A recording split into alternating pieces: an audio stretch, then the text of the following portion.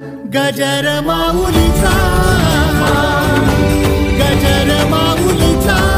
ता गोवळी खाय त्यांची उष्टावळी, करती नामासेचे चिंतन, गडी कान्होबाचे ध्यान।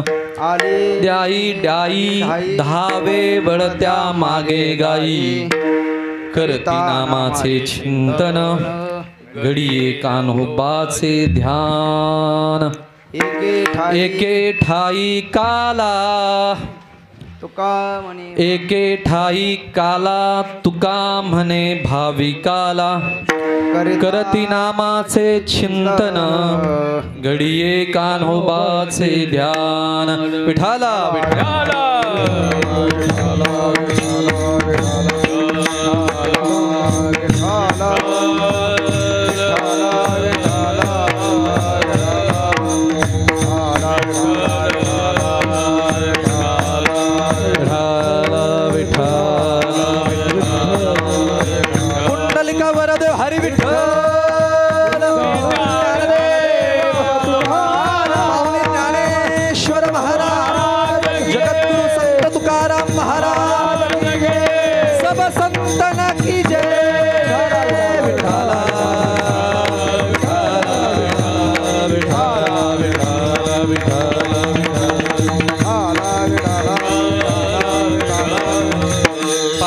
गोवळी खाय त्यांची उष्टावळी, करती नामाचे चिंतन, घडिये कान्होबाचे ध्यान।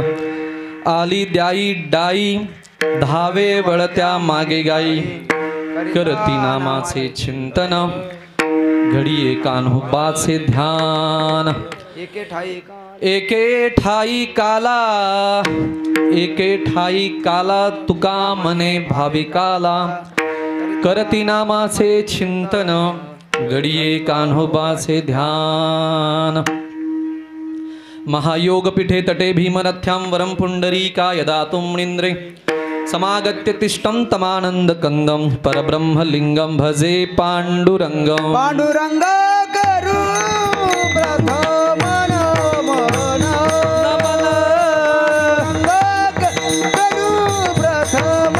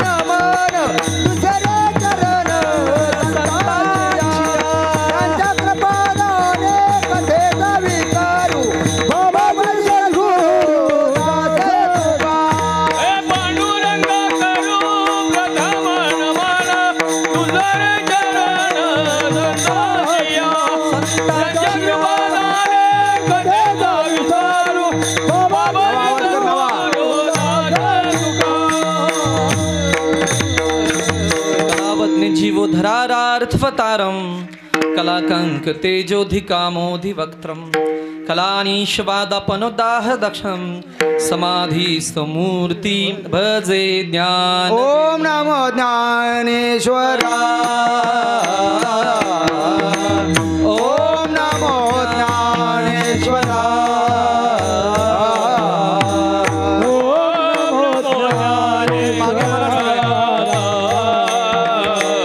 ओम नमो ज्ञानेश्वराय।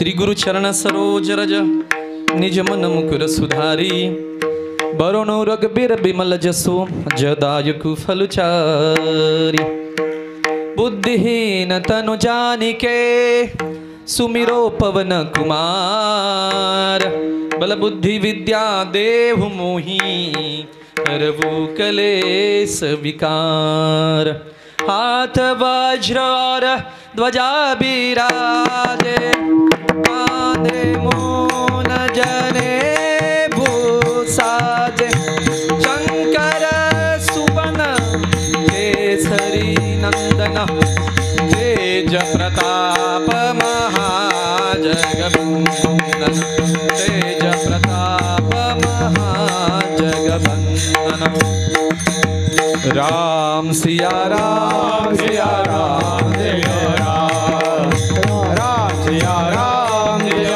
राम जय राम गुरुर्ब्रह्मा गुरुर्विष्णु गुरुर्देव महेश्वरा गुरुर साक्षात परब्रह्म तस्मै श्री गुरुवे नमः तुझे अमृताचे पाय वाटे मस्तकी धरावे इंचगिरी पंथी दादा अप्पा भाऊ तुम्हा नित्य स्मरावे पाहता गोवळी खाय त्यांची उष्टावळी करती नामाचे चिंतन घडिये कान्होबाचे ध्यान प्रस्तुत प्राप्त प्रसंगी कीर्तन रूपी सेवेकरता घेतलेला अभंग या भूतल व जलमाला आलेले जड जीवांचा उद्धार करण्याकरता चंदनाप्रमाणे आपला देह जिजवणारे या मृत्यूलोकाच्या नियमांचं उल्लंघन करून सदैव वैकुंठाला जाणारे क्षेत्र देहनिवासी वैराग्याची मूर्तिमंत पुतळे जगद्वन्य जगद्मान्य संत शिरोमणी संत सम्राट महाराष्ट्रभूषण वैराग्य मूर्ती संत तुकाराम महाराजांचा 4 चरणाचा आणि देवाच्या जीवनातील आश्चर्य प्रतिपादन करणारा अभंग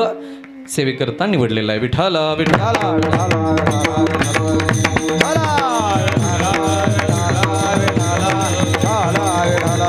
या अभंगाच्या माध्यमातून जगद्गुरु तुकोबराय खऱ्या अर्थाने हा अभंग काल्या प्रसंगातला आहे, गवळणीच्या परंपरेतला आहे, पण महत्त्वपूर्ण आहे असं की हा अभंग भगवंताच्या जीवनातील आश्चर्य प्रतिपादन करतो. देवाच्या जीवनातलं हे आश्चर्य आहे.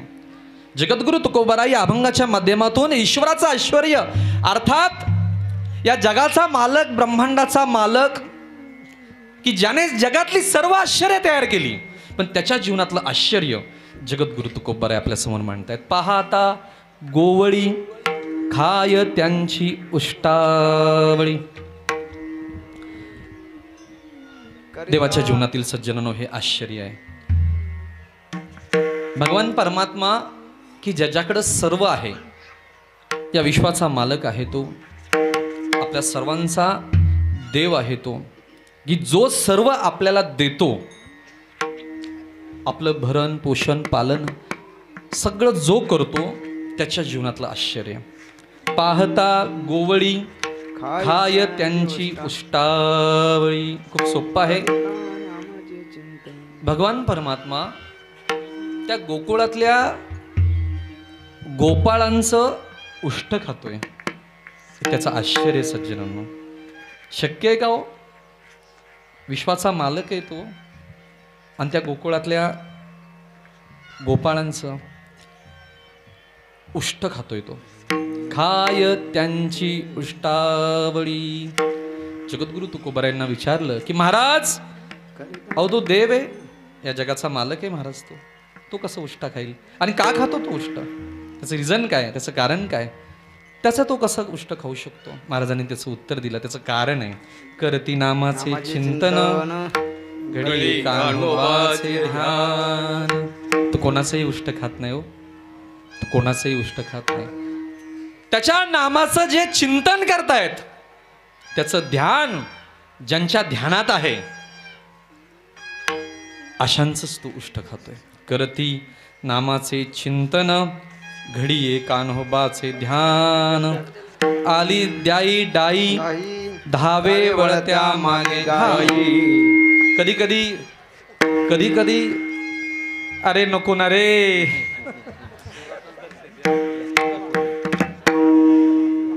तर इथं तरी येऊन वाजवा. दादांना एकनाथ दादांना म्हणतो तुमचा नको आवाज, त्यांचा आवाज ऐका सगळे. हा हा असे गोपाळ असतात. अशा गोपाळांसाठी हे तिसरं चरण आहे. आली द्याई डाई. हा, असे गोपाळ असतात ना, खोड्या करतात.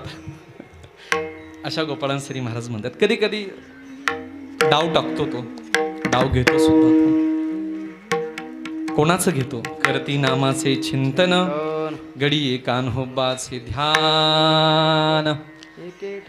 वारकरी संप्रदायाने सज्जनांनो, या जगातील सर्वोत्तम सार वारकरी संप्रदायाने जगाला दिलं. आपल्याला तर दिलंच, जे वारकरी आहेत त्यांना दिलंच, पण जे वारकरी नाहीत त्यांना सुद्धा काला दिला.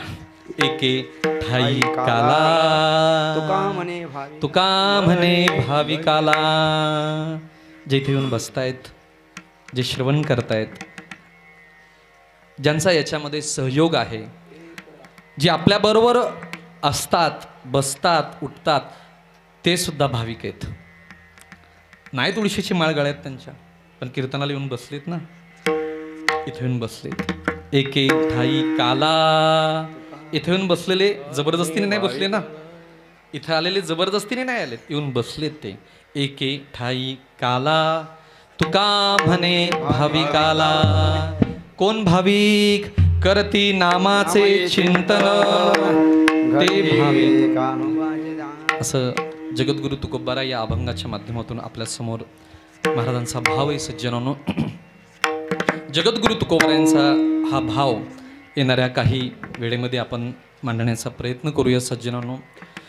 ज्या जगद्गुरु तुकोबारायांचा आपण अभंग चिंतनाकरता घेतलेला आहे, ते जगद्गुरु तुकोबाराय ह्या विश्वातील फार मोठे संत आहेत सज्जनांनो. महाराष्ट्रातील नाही सज्जनांनो, भारतातील नाहीत, या विश्वातील सर्वात मोठे संत आहेत जगद्गुरु तुकोबाराय. खऱ्या अर्थाने संतांचं तोलमोल नाही करता येणार, पण जगद्गुरु तुकोबारायांसारखा महात्मा आपल्या मातीत जन्माला आला. आपण सर्वजण भाग्यवान आहोत. मातेचं मन सुधारकाची बुद्धी आणि कवीची वाणी. ऐका, मातेचं मन सुधारकाची बुद्धी, कवीची वाणी, तत्वज्ञानाचे डोळे, महापुरुषाची तळमळ, या सर्वांचं मिश्रण जगद्गुरु तुकोबाराय आहेत. सामान्यत्वाकडून असामान्यत्वाकडे वाटचाल करणाऱ्या जगद्गुरु तुकोबाराय, सामान्यत्वाकडून असामान्यत्वाकडे वाटचाल करणाऱ्या महामानवाचा, विकसनशील व्यक्तिमत्वाचा ऊर्ध्वगामी आलेख महाराज आहेत. सोपं नाहीये ना हो, नव्हते महाराज ना, महाराज संत नव्हते ना, पण त्या पदाला पोचले, असामान्य पदाला पोचले जगद्गुरु तुकोबाराय. हा, या सर्वसामान्य जगाला, या दुःखमय जगाला, या संसारमय जगाला मार्गदर्शन ठरणारा गाथा फक्त एक ग्रंथ नाही सज्जनानो, पंचम वेद आहे, वेद. अच्छा, जगद्गुरु तुकोबारायांचा अभंग आज आपण या ठिकाणी सेवेकरता घेतलेला आहे. ज्या अभंगाने आजपासून 450 वर्षापूर्वी भंडाऱ्या डोंगरावरती जन्म घेतला, ते शब्द आज आपला उद्धार करतायत सज्जनांनो. आज महाराजांचा अभंग आपण खऱ्या अर्थाने सेवेकरता घेतलेला आहे. चिंतनाला प्रारंभ करण्यापूर्वी महत्त्वपूर्ण परिहार गेल्या 39 वर्षांपासून, बरोबर ना, 39 वर्षांपासून वाशोली नामक पंढरी समान ह्या गावामध्ये संपन्न होत असलेला इंसगिरी सांप्रदायिक हा भव्य दिव्य महोत्सव, कीर्तन महोत्सव, अखंड हरिनाम सप्ताह, ग्रंथराज ज्ञानेश्वरी पारायण सोहळा मागच्या 39 वर्षापासून या गावामध्ये संपन्न होत आहेत सज्जनांनो. या गावाने अनेक संकट पाहिली, अनेक दुःख पाहिली सज्जनांनो. छोट्या संकटांपासून मोठी संकट, मोठी दुःख या गावाने पाहिली. त्या दुःखातून उभं राहून सुद्धा वारकरी संप्रदायाची भगवी पताका अजिबात खाली ओढून दिली नाही या गावाने. आज आपण सर्वजण 39 वर्षांपासून या ज्ञान प्रांगणामध्ये एकत्र येत आहोत. आणि मला असं वाटतं आप्पा, या गावाला जत्रा नाही आहे, बरोबर आहे ना? असं महाराष्ट्रातलं पहिलं गाव आहे. या गावाला जत्रा नाही आहे ना. आता काल येताना आम्ही 2-4 गावांच्या जत्रा बघून आलो. काल येताना या गावाला यात्रा नाही आहे, जत्रा नाही आहे. कीर्तन महोत्सव हीच जत्रा आहे आपली.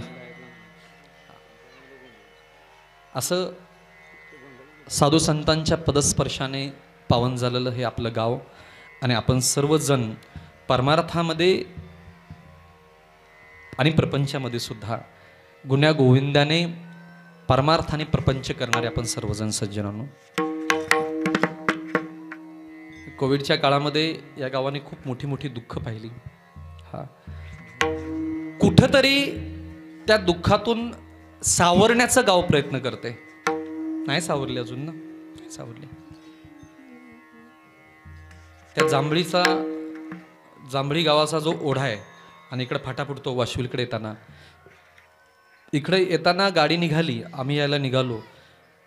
कधी या गावामध्ये इथं आल्यानंतर 2 नावं पहिली डोक्यात येतात. पहिली की ज्या दोघांमुळं आपल्या सर्वांचं दर्शन आम्हाला होते, आदरणीय तुकाराम शेठ आणि आदरणीय बापू. अकस्मित कोणाच्या ध्यानामनात नसताना त्यांचं जाणं, ते निजधामाला गेले. ते खऱ्या अर्थाने खरे संत ते की आपल्याला ठेवून गेले खऱ्या सज्जनांनो. त्यांच्यातून आपण सर्वजण सावरतो नाही सावरत सज्जनांनो.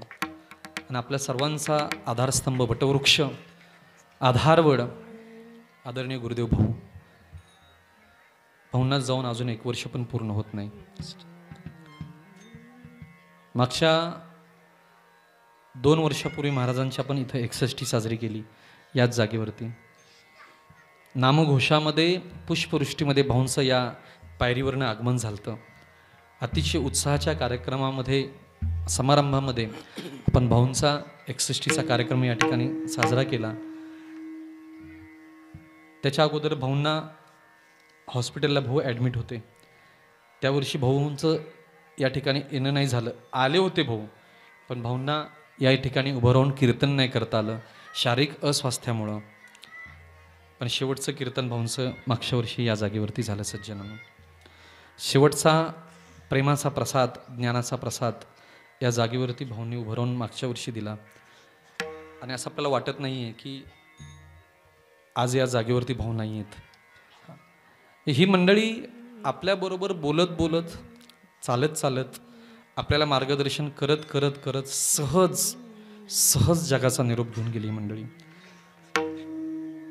खऱ्या अर्थाने एनसीगिरी संप्रदायाची परंपरा या गावामध्ये ज्या महापुरुषांमुळं आपण इथं आहोत ते समर्थ सद्गुरू शंकर महाराज रसाळ आदरणीय दादांच्या पदस्पर्शाने पावन झालेली ही आपली गावाची भूमी आहे सज्जनांनो. दादांचं आगमन आपल्या गावात झालं. प्रातस्मरणीय श्रद्धेय आदरणीय आप्पांमुळं दादांचं ह्या गावामध्ये येणं झालं. नवे नवे ह्या 2 साधू इथं आले आणि विश्वविख्यात संत गगनगिरी महाराज या गावात आले. ही फार मोठी गोष्ट आपल्यासाठी. इथं सगळ्यांना विनंती, ही लहान मुलं इथं उभी आहेत ना, मग अशी काही लहान एक मला वाटतं 5वी पिढी असेल 4थी पिढी असेल गावाची. एक पिढी खाली बसलेली आहे, एक पिढी कामात आहे, त्याच्यानंतरची पिढी टाळ घेऊन उभी आहे आणि त्याच्यानंतरची पिढीसुद्धा आता उभं केलेली आहे आणि आता ही एक पिढी उभी आहे. हे 4थी 5वी पिढी आपल्या गावाची आपण सर्वजण टाळकरी म्हणून उभी करतायत. म्हणजे आत्तापासूनच त्या संस्काराचं बीजरोपण आपल्या मातीत होतंय. आप्पा अख्ख्या महाराष्ट्रात असं नाही आहे कुठंच काय. त्या गावातली 4थी पिढी टाळाला उभी आहे असं नाही होत कुठंच, अख्ख्या महाराष्ट्रात कुठं नाही.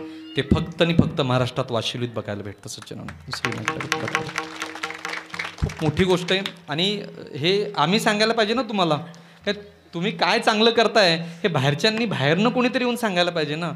कसं आहे, इथं आल्यानंतर इथं काय चालतं ते आम्हाला बाहेर गेल्यानंतर कळतं. काय बाहेर हा माईकसुद्धा सुतळीने बांधलेला असतो. ऐकताय का? माईक सुतळीने बांधलेला असतो. पकवाजाला धूमपान फाटलेलं असतं. गायकाला चांगला माईक नसतो. दादांसारखे माणसं आमच्यावर फिरत असतात, लांब लांब जात असतात. दादा वैतागतात. त्यांना मग 3ऱ्या दिवशीच औषधं गळ्याला चालू करावी लागतात त्यांना. म्हणजे सांगायचा हेतू असा आहे सज्जनांनो की खूप मोठं कार्य ह्या गावात घडतंय. फक्त आणि फक्त आपली पिढी परमार्थात आहे यापेक्षा तुम्ही तुमची कुठलीच अचिव्हमेंट किंवा प्राप्ती कुठलीच समजू नका तुम्ही. त्याचं कारण असं आहे सज्जनांनो, तुमची ही पिढी परमार्थात आहे, सोडून द्या विषय. ती पिढी आयुष्यभर सुखीच राहणार आहे. जर ही पिढी परमार्थात ज्या गावाची नाही आहे त्या गावामधले सप्ते बंद पडायला लागलेले आहेत. पिढीच परमार्थामध्ये नाही आहे. टाळाला माणसं नाहीत महाराज, विना घ्यायला माणसं नाहीत महाराज, काकड्याला माणसं नाहीत महाराज. आम्हाला आमच्या मनुताईला आणि आम्हाला दिवसातनं 10 फोन येत असतात. महाराज तुमचं गुरुकुल आहे, तुमच्याकडे विद्यार्थी आहेत, आमच्या गावामध्ये पारायणाला पाठवा, आमच्या गावामध्ये कीर्तनाला पाठवा, साथीला पाठवा. का हो, काय अडचण झाली, का गावात तुमच्या पाठवायची, तुमच्या गावात माणसं नाहीत ना? अहो नाही ना, भजन पण बंद पडलं आणि तुम्ही नाही पाठवलं तर यावर्षी आमचा सप्ताह पण बंद होईल. अशी महाराष्ट्रातल्या गावाची अवस्था आहे. आणि तीच गोष्ट आपण जर इथं बघितली तर इथं एकाच गावामध्ये 250 टाळकरी आहेत. याच्यापेक्षा मोठी गोष्ट कोणती नाही. नवरात्रीमध्ये मुंबईला मी आलतो, वाशीला. इथं आता ग्रामस्थ आपले इथं आहेत जी मुंबईला नाही आहेत, त्यांच्यासाठी नवरात्रामध्ये आणि गणपतीमध्ये माऊली मी कोपर खेळण्याला गेलतो. मला एक मेसेज आला की एक दिंडी आहे महाराष्ट्रात, दिंडी बघायला या तुम्ही. मी कामधंदे सोडून सगळी दिंडी बघायला गेलतो. आळंदीकराला लाजवेल आणि मोठ्या मोठ्या फडाला मागं टाकेल अशी दिंडी वाशिवलीनी नवी मुंबईत काढली होती. खूप मोठी गोष्ट होती ती. मग तिथे गेल्यानंतर असं लक्षात आलं की महाराष्ट्रातले नामवंत फडकरी आणि नामवंत महाराष्ट्रातली वारकरी शिक्षण संस्था आणि गुरुकुल यांना मागे टाकेल अशी दिंडी आम्ही बघायला मिळाली. आणि मला असं वाटतं की मुंबईमधली नवी मुंबई, ठाणे, कल्याण, त्याच्यानंतर बदलापूर, डोंबिवली या विभागातला सर्वात मोठी दिंडी त्या दिवशीची होती. हे ग्रामस्थांना माहीत असायला पाहिजे की आपली मुंबईकर पण तिथं काय कमी नाहीत, मोठे मोठे कार्यक्रम तिथं गाजवत आहेत. आप्पांचे, दादांचे, भाऊंचे आणि आपल्या गावातल्या ज्येष्ठांची ही कृपा आहे सज्जनांनो. आज ही मंडळी आपल्यामध्ये नाही आहेत, आपल्याबरोबर दिसत नाहीत सज्जनांनो, पण त्या मंडळींचं कार्य तुम्ही सर्वजण पुढे चालवत आहात. याचा आम्हाला, आमच्या परिवाराला आणि महाराष्ट्रातील इंसगिरी संप्रदायातल्या सर्व गुरुभक्तांना, वाशिवलीकरांचा खूप मोठा अभिमान आहे की त्यांनी भजनाची परंपरा आज चालू ठेवली सज्जनांनो. मला असं वाटतं की इथं आलेला कीर्तनकार, इथं उभा राहिलेला कीर्तनकार आहे ना, महाराष्ट्रभरामध्ये सांगत असतो. खरं सांगू, जयेश महाराज भाग्यवंतांचा काल 1.5 तास फोन चालू होता माझा. फोनवरती 1.5 तास. त्यांना आज एक कीर्तन आहे, त्या कीर्तनाला त्यांना जाता येणार नव्हतं. ते मला बोलत होते की तुम्ही जाता का? म्हटलं वाशिवलीत मी पोचूच शकत नाही कीर्तनाला. ते सांगत होते महाराज वाशिवलीत यायची माझी इच्छा असते हो, पण काय तारखा निघून गेलेल्या असतात, प्रवासाचं मॅच होत नाही. म्हणजे चांगले चांगले महाराष्ट्रातले कीर्तनकार वाशिवलीकरांनी कीर्तनासाठी आम्हाला फोन करावा याची वाट बघतायत की आमचं कीर्तन त्या गावात व्हायला पाहिजे. फार मोठी गोष्ट आहे हो ही, फार मोठी अचिव्हमेंट आहे, फार मोठी प्राप्ती आपली सज्जनांनो. आज आपले ज्येष्ठ आपल्यामध्ये नाही आहेत, ज्येष्ठ मंडळी आपल्यातून निघून गेलीत आणि काळाचा नियम आहे तो, आज नाही उद्या आम्ही सुद्धा जाणार आहोत. पण आपण सर्वजण पुढची पिढी तयार करत आहात, ही खूप मोठी गोष्ट आहे. आपल्या सर्वांच्या चरणी नतमस्तक होऊन आपण चिंतनाला प्रारंभ करूया. विठाला विठाला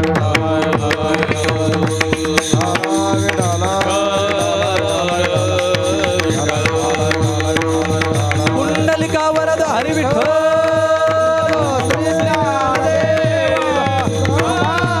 माऊली महावैष्णव ज्ञानेश्वर महाराज, जगद्गुरु संत तुकाराम महाराज. पाहता गोवळी खाय त्यांची उष्टावळी, करती नामाचे चिंतन घडी कान्होबाचे ध्यान. 11:21 झालेली आहेत. आपल्याकडं अजून कंप्लीट 2.5 तास आहे. 2:30 आपण कीर्तन करणार आहोत. आम्ही काल आलेलो आहोत, आम्ही वेळेत इथं आलेलो आहोत. तुम्ही वेळेवर आले नाही, जनरेटर लवकर सुरू नाही झाला, त्यामुळं त्याचा भोग आम्ही भोगणार नाही, त्याचा भोग तुम्हीच भोगा. आपण प्रयत्न करूया पुढील 1 तासाभरामध्ये महाराजांच्या अभंगाचा भाव आपल्यासमोर मांडण्याचा प्रयत्न करूया सज्जनांनो. जगद्गुरु तुकोबाराय या अभंगाच्या माध्यमातून भगवंताच्या जीवनातील सज्जनांनो आश्चर्य प्रतिपादन करतात. 1च तास आहे आपल्याकडं. लहान मुलांना जपा, ते छोटे गोपाळ आहेत, त्यांना खेळू द्या, त्यांना थांबवू नका, त्यांना इथं नाचू द्या. बिंदास 1 तासभरामध्ये, 1 तासाभरामध्ये भगवंताने गोकुळामध्ये जो कालाचा महाप्रसाद दिला, तो महाप्रसाद आपण या ठिकाणी सगळ्यांना वाटणार आहोत पुढच्या 1 तासामध्ये सज्जनांनो. आपला सप्ताह, आपल्या गावाचा सप्ताह असो किंवा गावातले दुसरे कुठले कार्यक्रम असो किंवा पंचक्रोशीतले कुठलेही कार्यक्रम असो, वारकरी संप्रदायातील कीर्तन महोत्सवाची सांगता फक्त आणि फक्त काल्याच्या कीर्तनानेच होते. तो 2 दिवसाचा कार्यक्रम असो, 3ऱ्या दिवशी काला करा. 1 दिवसाचं कीर्तन करा, 2ऱ्या दिवशी काला करा. 5 दिवसाचा सप्ताह करा, 6व्या दिवशी काला करा. 7 दिवसाचा कार्यक्रम करा, 8व्या दिवशी काला करा सज्जनांनो. वारकरी संप्रदायाचा दंडक आहे सज्जनांनो. 3 दिवस 7 दिवस असो किंवा 15 दिवस असो किंवा 1 महिना असो सज्जनांनो, काल्याची सांगता, सप्ताहाची सांगता सज्जनांनो फक्त आणि फक्त काल्याच्या कीर्तनानेच करावी लागते. हा संप्रदायाने घालून दिलेला दंडक आहे. ज्ञान भक्ती वैराग्य संप्रदायातील भगवंताच्या प्राप्तीचे अनेक विषय आपण 7 दिवसामध्ये चिंतन करायचं. पहिल्या दिवशी भगवंताच्या नामाचं वर्णन करा, कर्म सांगा, ज्ञान सांगा, भक्ती सांगा, वैराग्य सांगा. जागराच्या दिवशी त्या परमात्म्याला इच्छा प्रतिपादन करा. आणि काल्याच्या दिवशी ह्या सर्व ज्ञान भक्ती वैराग्याचा आत्मानंद काल्याचा प्रसंगामध्ये मांडा आणि त्याच्यानंतर काला करा. संतांनी घालून दिलेला दंडक आहे सज्जनांनो. आणि हा दंडक वारकरी संतांनीच दिलेला आहे सज्जनांनो. या जगामध्ये ऐकताय ना, या जगामध्ये ईश्वराची प्राप्ती करण्याकरिता अनेक धर्म आहेत. त्यातील आपला हिंदू धर्म, व्यासप्रणीत ग्रंथ आहेत. आणि हिंदू धर्मातील ईश्वराच्या प्राप्तीचे अनेक मार्ग आहेत. आणि त्या ईश्वराच्या प्राप्तीच्या अनेक मार्गातील वैष्णव संप्रदाय, भागवत संप्रदाय, त्या वैष्णव संप्रदायातील आपला वारकरी संप्रदाय. ज्ञानोबारायांनी या वारकरी संप्रदायाची मुहूर्तमेढ रोवली. त्याच्या अगोदर सुद्धा वारकरी संप्रदाय आहेच, पण पाया खणला ज्ञानोबारायांनी. लक्षात ठेवा, ज्ञानोबारायांनी 12व्या शतकामध्ये या वारकरी संप्रदायाचा सज्जनानो पाया खणला. आणि 16व्या शतकामध्ये वारकरी संप्रदायाची इमारत तयार झाली. तुका झाला असे कळस. आता ऐका, समजून घ्या. मला असं वाटतं की रोजच कीर्तन आपण श्रवण करणारे आहात. मी इथं उभं राहून तुम्हाला जास्त तत्त्वज्ञान सांगणं योग्य नाही आणि खऱ्या अर्थाने माझी ही जागा पण नाही. ज्येष्ठांची ही जागा असते. पण जाता जाता सांगून जाईन तुम्हाला सज्जनानो. बघा, 12व्या शतकात ज्ञानोबारायांनी वारकरी संप्रदायाचा पाया घातला. बरोबर आहे. एखादी इमारत बांधण्यासाठी पाया खणला. ती इमारत, ते घर बांधून पूर्ण होण्याकरिता 15 दिवस, 1 महिना, 1 वर्ष, 2 वर्ष, 3 वर्ष लागतील. जास्ती असतात 2-3 वर्षात किती मोठी इमारत उभी राहते. बरोबर आहे. पण वारकरी संप्रदायाची इमारतचा पाया 12व्या शतकात घातला गेला. आणि तुकोबरायांनी 16व्या शतकात कळस. 400 वर्ष, 1300, 1400, 1500 आणि 1600, 400 वर्ष ज्या इमारत बांधण्यासाठी लागलेल्या आहेत आपल्या संतांना, त्या इमारतीमध्ये आपण सर्वजण राहत आहोत सज्जनांनो. ऐका, बारकी इमारत आहे काही. त्या इमारतीचे पाया ज्ञानोबारायांचा आहे. त्याच्यानंतर नाथबाबा आहेत, नामदेवराय आहेत, चोखामेळा आहेत, अनेक संत आहेत की ती इमारत बांधण्यासाठी झटले. आणि तुकोबरायांनी सज्जनांनो कळस बांधला. ती कशाची इमारत आहे सज्जनांनो? कुठली इमारत आहे? या जगामध्ये जो जन्माला आलेला आहे तो सुखी कसा राहील, त्याला सुख कसं मिळेल, आणि सुख म्हणजे कोण? तो पांडुरंग परमात्मा. त्याची प्राप्ती कशी होईल, त्याला सदैव वैकुंठ गमनापर्यंत तो कसा पोचेल, त्याचा आत्मा त्या शिवामध्ये कसा विलीन होईल, हा मार्ग सांगणारी खऱ्या अर्थाने ही इमारत आहे सज्जनांनो. आणि ही इमारत जगातल्या कोणत्याच संप्रदायाकडे नाही आहे. कोणत्याच संप्रदायाकडे नाही. काल खूप सुंदर महाराजांनी कीर्तन केलं. देशमुख महाराज ना, देशमुख महाराज खूप छान. मी काल कीर्तन श्रवण करायला होतो. वारकरी संप्रदायाचा गाभा महाराजांनी रात्री मांडला होता सज्जनांनो.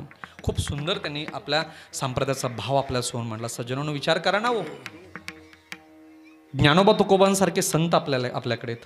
बरोबर आहे. ज्ञानेश्वरी गाथेसारखे ग्रंथ आहेत.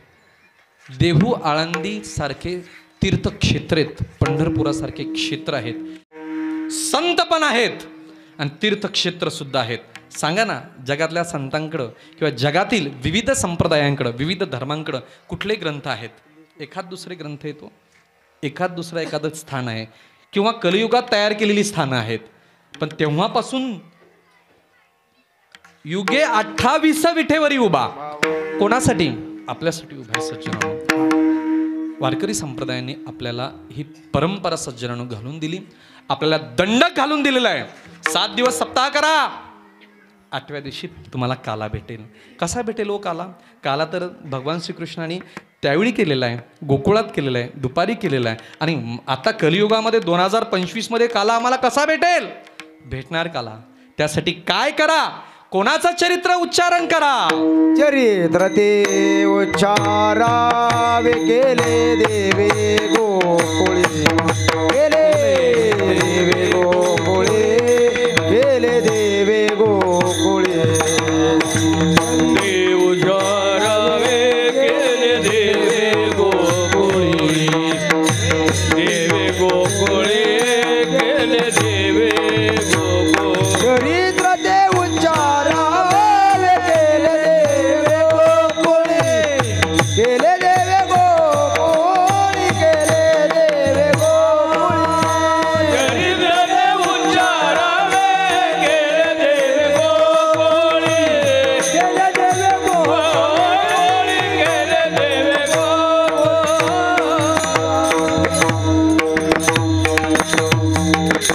भगवान श्रीकृष्णाने यमुनेच्या किनारी जो महाप्रसाद जो काला गोपाळांना दिला तोच काला कलियुगामध्ये वारकरी संतांनी आपल्यापर्यंत पोहोचवला सज्जनांनो. 7 दिवस भजन कीर्तन करा. काल्याच्या प्रसंगामध्ये भगवंताचं चरित्राचं गुणगान करा.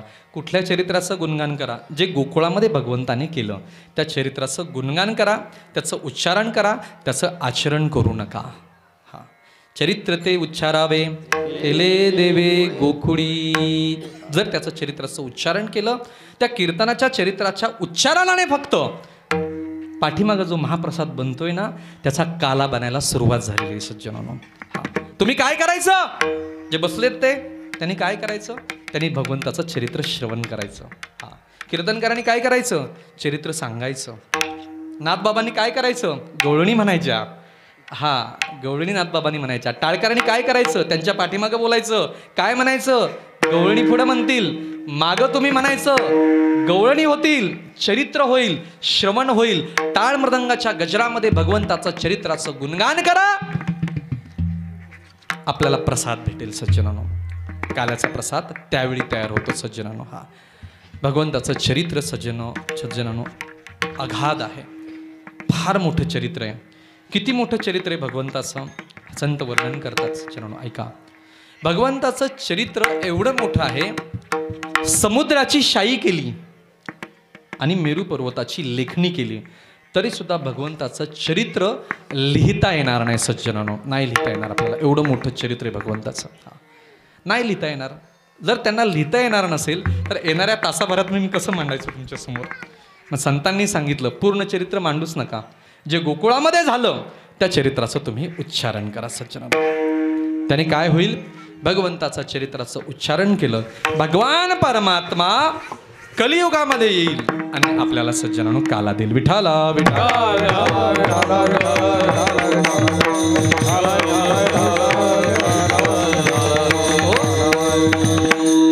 ही हंडी आहे.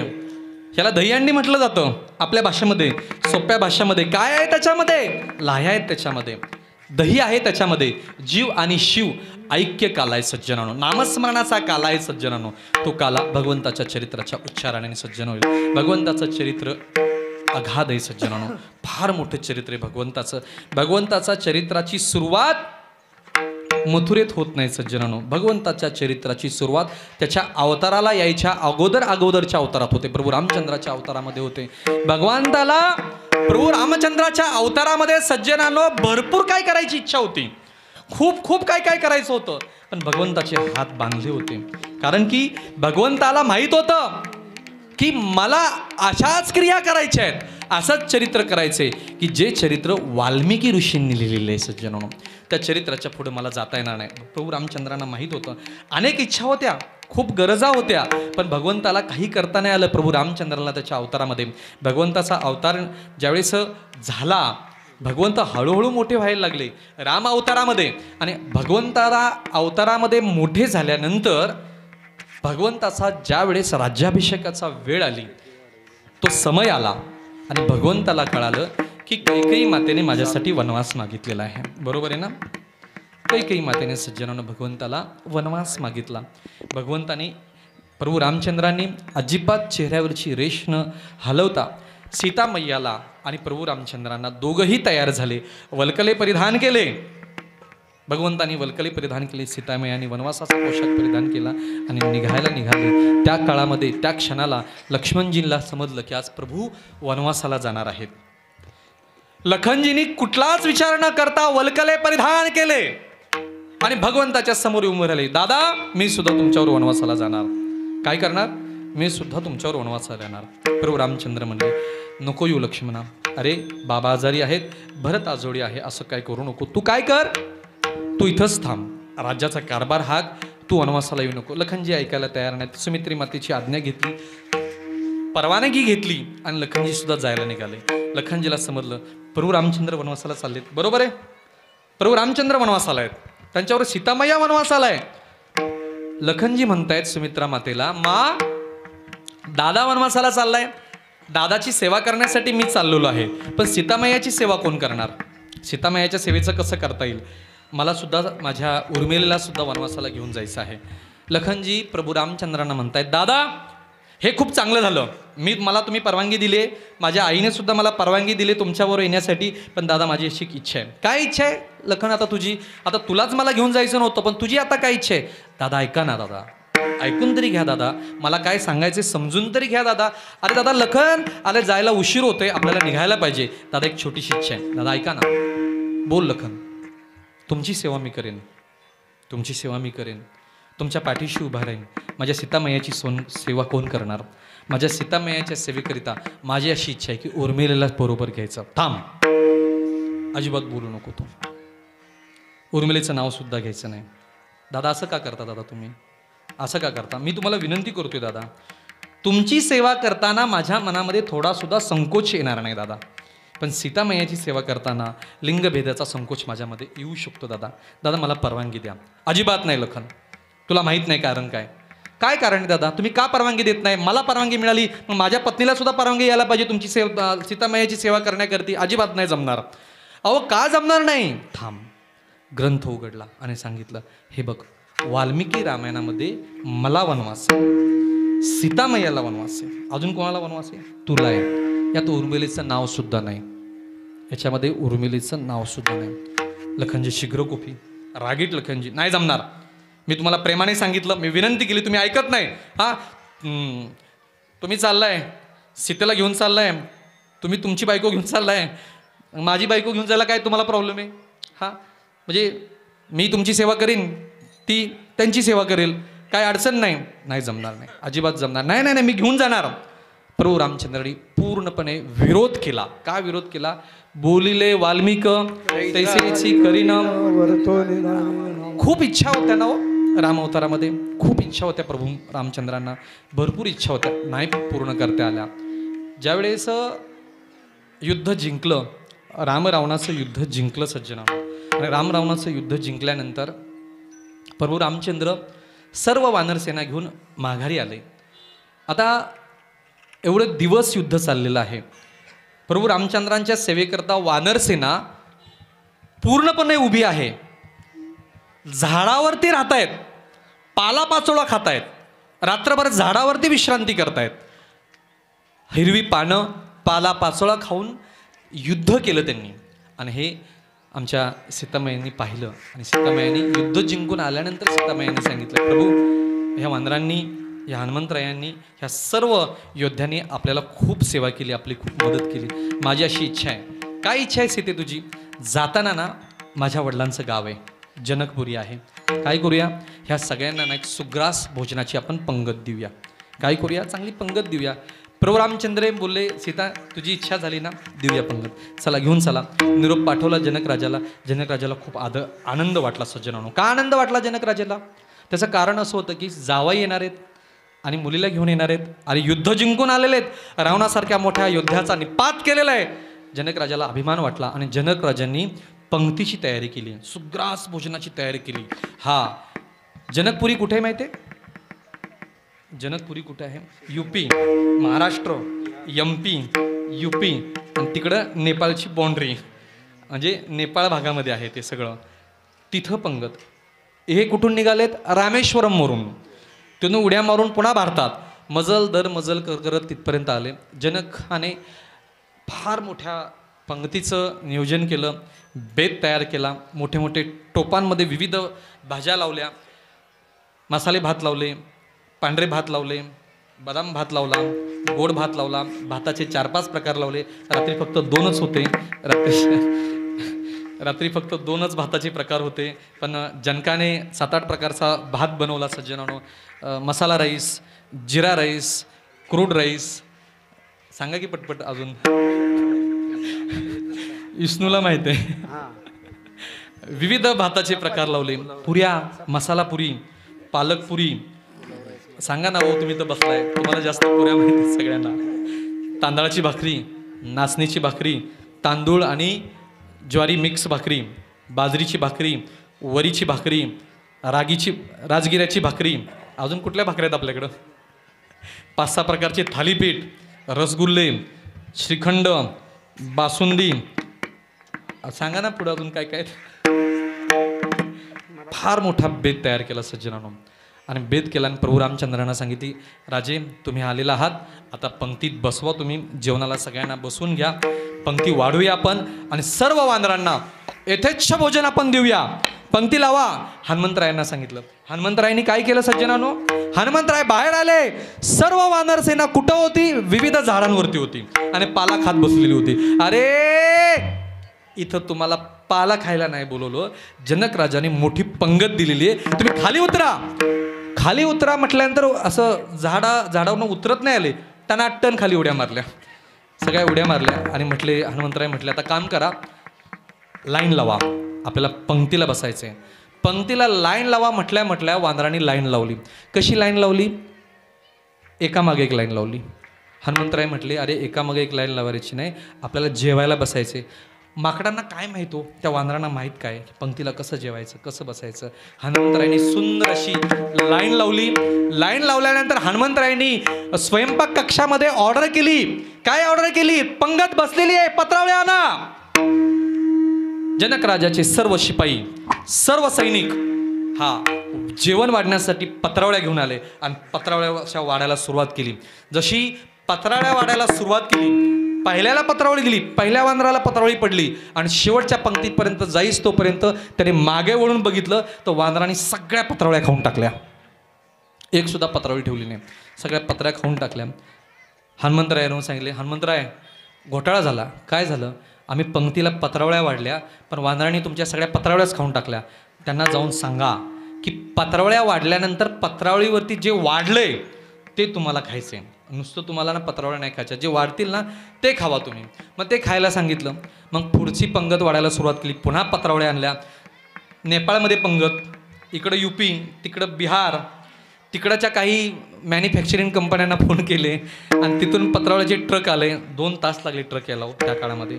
ट्रक आले, मोठ्या मोठ्या गाड्या घोड्या भरून आले. पुन्हा पत्रावळ्या वाढल्या. सांगितलं, हे बघा, लक्ष द्या, ऐका, आपण सर्वजण इथं बसलोय ना, इथं बसलोय, त्या काळातले आपण प्रभू रामचंद्राचे सगळे सैनिक आहोत, लक्षात ठेवा.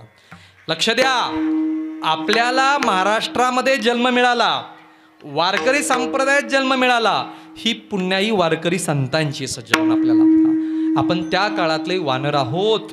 भगवंतांनी सांगितलं की तुम्हाला काळा प्रत्येक जन्मात मिळेल, पण त्यासाठी काय करावं लागेल? वारकरी म्हणून जन्माला या, महाराष्ट्रात जन्माला या. चला पंक्तीला बसा सर्वजण. पत्रावळ्या वाढलेल्या आहेत, हाताची घडी, तोंडावरती बोट, अजिबात पत्रावळीला हात लावायचा नाही. जे वाढतील त्याच्यावरचं तुम्ही खायचं. पत्रावळ्या वाढल्या, सगळे वानर शांत बसलेत. वानर होते ते फक्त आणि फक्त प्रभू रामचंद्राचं ऐकत होते. हनुमंतरायाला सुद्धा जुमानत नव्हती ही लोक. पण प्रभू रामचंद्र बाहेर आले आणि सांगितलं, अजिबात हालचाल करायची नाही. काय करायचं? हाताची घडी, तोंडावर बोट. आता तुम्ही सगळे आता ताट बसा, थोड्या वेळ सगळे ताट बसा सगळे. पंगत ऐकायची ना, पंगत वाढायची ना आपल्याला. मग त्यातल्या काही सैनिकांनी पंगत वाढायला सुरुवात केली.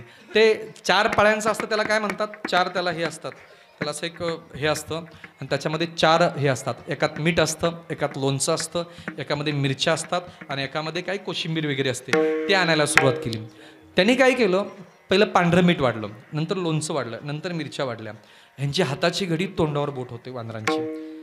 प्रॉब्लेम असा झाला, ती लहान लहान जी माकडं होती त्यांनी असं बोट जे होतं ते असं हळूहळू खाली घेतलं, हळूहळू पत्रावळीपर्यंत आणलं, अजून खाली आणलं आणि मिठाला लावलं. मिठाला लावलं बोट आणि तेच बोट असं केलं. जसं बोट तोंडात लागलं तसं त्याला खारट लागलं. वेगळी चव लागली. ह्यांना फक्त पाल्याचीच चव होती. नंतर लोणच्याला बोट लावलं, नंतर मिरचीला बोट लावलं आणि बोटं लावायला लागल्यानंतर त्यांनी सगळं पत्रावळी वाढलेलं मीठ, मिरच्या, लोणची सगळी खाऊन टाकली. मागवळून बघितलं, मीठ संपलंय, मिरच्या संपल्यात, लोणचं संपलेत. पुन्हा हनुमंतरायांनी सांगितलं, अरे पूर्ण पत्रावळी भरल्यानंतर खा, तोपर्यंत हे सगळं संपू नका तुम्ही. पुन्हा मिठाची पंगत वाढली आणि सांगितलं आता अजिबात हे करायचं नाही. मग सगळ्या भाज्या वगैरे मांडल्या, सगळं व्यवस्थित पंगत तयार झाली. तरीसुद्धा मरकट बुद्धी होती ती, गप्प बसणारीच नव्हते. त्यातली छोटी छोटी माकडं जी होती ना, त्यांनी काय चालू केलं, भाज्या चापसायला सुरुवात केली. एकात बोट घातलं, त्याच्यामध्ये निघालं पनीर. दुसऱ्या वाटीत बोट घातलं, त्याच्यामध्ये असं ना थोडंसं ना असं गिळगिळीत आणि थोडंसं ना ओलसर काहीतरी फळ निघालं. त्याने असं वरती बघितलं, वरती काढलं, बघतं तर ते भोकराचं बी होतं, भोकराचं फळ होतं. आणि ते सारखं हातामध्ये ना असं हे होत होतं, चिकट होतं ते. आता चिकट होतं म्हणून त्यांनी दाबलं, जसं दाबलं त्याच्यामधली बी निघाली, डायरेक्ट वरती गेली. त्या माकडाने, बारक्या माकडाने वरती बघितलं, त्याला वाटलं कोणतरी छोटं माकड आहे ते. बी म्हणजे जसं छोटं माकड आहे त्याला कळलं. त्यांनी छोट्या बीनी मोठी उडी मारली. हे बघितल्या त्या माकडाला वाटलं मी माकड आहे आणि हे एवढूस आहे तरीसुद्धा उडी मारती. ह्या माकडाने मोठी उडी मारली. केवढी? ती बी जेवढी गेलती ना त्याच्यावरती उडी मारली. शेजारच्या माकडाने बघितलं, शेजारच्या माकडाला वाटलं की उड्या मारायचा आता कार्यक्रम सुरू होतोय. त्याने उड्या मारायला सुरुवात केली. त्याच्या बाजूच्या माकडाने उड्या मारायला सुरुवात केली. ह्याचे आईबाप इकडे बसलेले होते. आईबाप म्हटले, बाप आहे मी तुमचा बाप आहे, माझ्या पुढे उड्या मारता का? माझी उडी बघायची का? ह्या माकडाने त्या 2-4 पोरं जी होती माकडाची त्याच्यापेक्षा मोठी उडी मारली. जशी उडी मारली ते मंडप फोडून बाहेर गेले ते. आणि जसं खाली आले, दुसऱ्या मोठ्या म्हाताऱ्या माकडाच्या ताटामध्ये पडले. सगळी भाजी सांडली, सगळा भात इसकटला. त्या मोठ्या म्हाताऱ्या माकडाला वाटलं मी तुझ्यापेक्षा सिनियर आहे, माझ्यापेक्षा तू मोठी उडी कशी मारू शकतोस? त्या माकडाने उड्या मारायला सुरुवात केली. 2-4 जणांच्या माकडांच्या उड्या बघितल्या, हजारो माकडांनी उड्या मारायला सुरुवात केली. सगळ्या पत्रावळ्यामध्ये माती झाली, सगळ्या पत्रावळ्या खराब झाल्या, अन्न आणि माती एकत्र झाली. प्रभू रामचंद्र बाहेर आले, हनुमंतरायाला जवळ घेतलं. हनुमंतराया, माझ्या सासरे बुवांनी तुमच्यासाठी सुग्रास भोजन दिलं होतं, पण तुम्हाला नाही जमलं खायला. हनुमंतराय म्हणले, प्रभू आमचं काय चुकलं? आम्ही तुम्ही सांगितल्याप्रमाणे पंक्तीला बसलो, तुम्ही सांगितल्याप्रमाणे आम्ही पंक्ती लावल्या, बसलो. आता थोडीशी एक चूक झाली, आम्हाला माहीतच नाही ना, आम्हाला वाटलं उड्या मारून खायचंय, पण आम्ही उड्या मारून सुरुवात केली खायला. हनुमंतराया, तसं नाही रे, ती तुमची चूक नाही, ही माझी चूक आहे. काय माझी चूक आहे? माझे हात बांधलेले आहेत. तुम्ही आता काम करा, मला तुम्हाला यथोच्छ भोजन द्यायचंय, पण तुम्ही काय करा, पुढच्या जन्मामध्ये मी श्रीकृष्ण म्हणून जन्माला येतोय, तुम्ही काय करा, गोपाळ म्हणून तुम्ही जन्माला या आणि तिथे मी तुम्हाला काला देईन. विठाला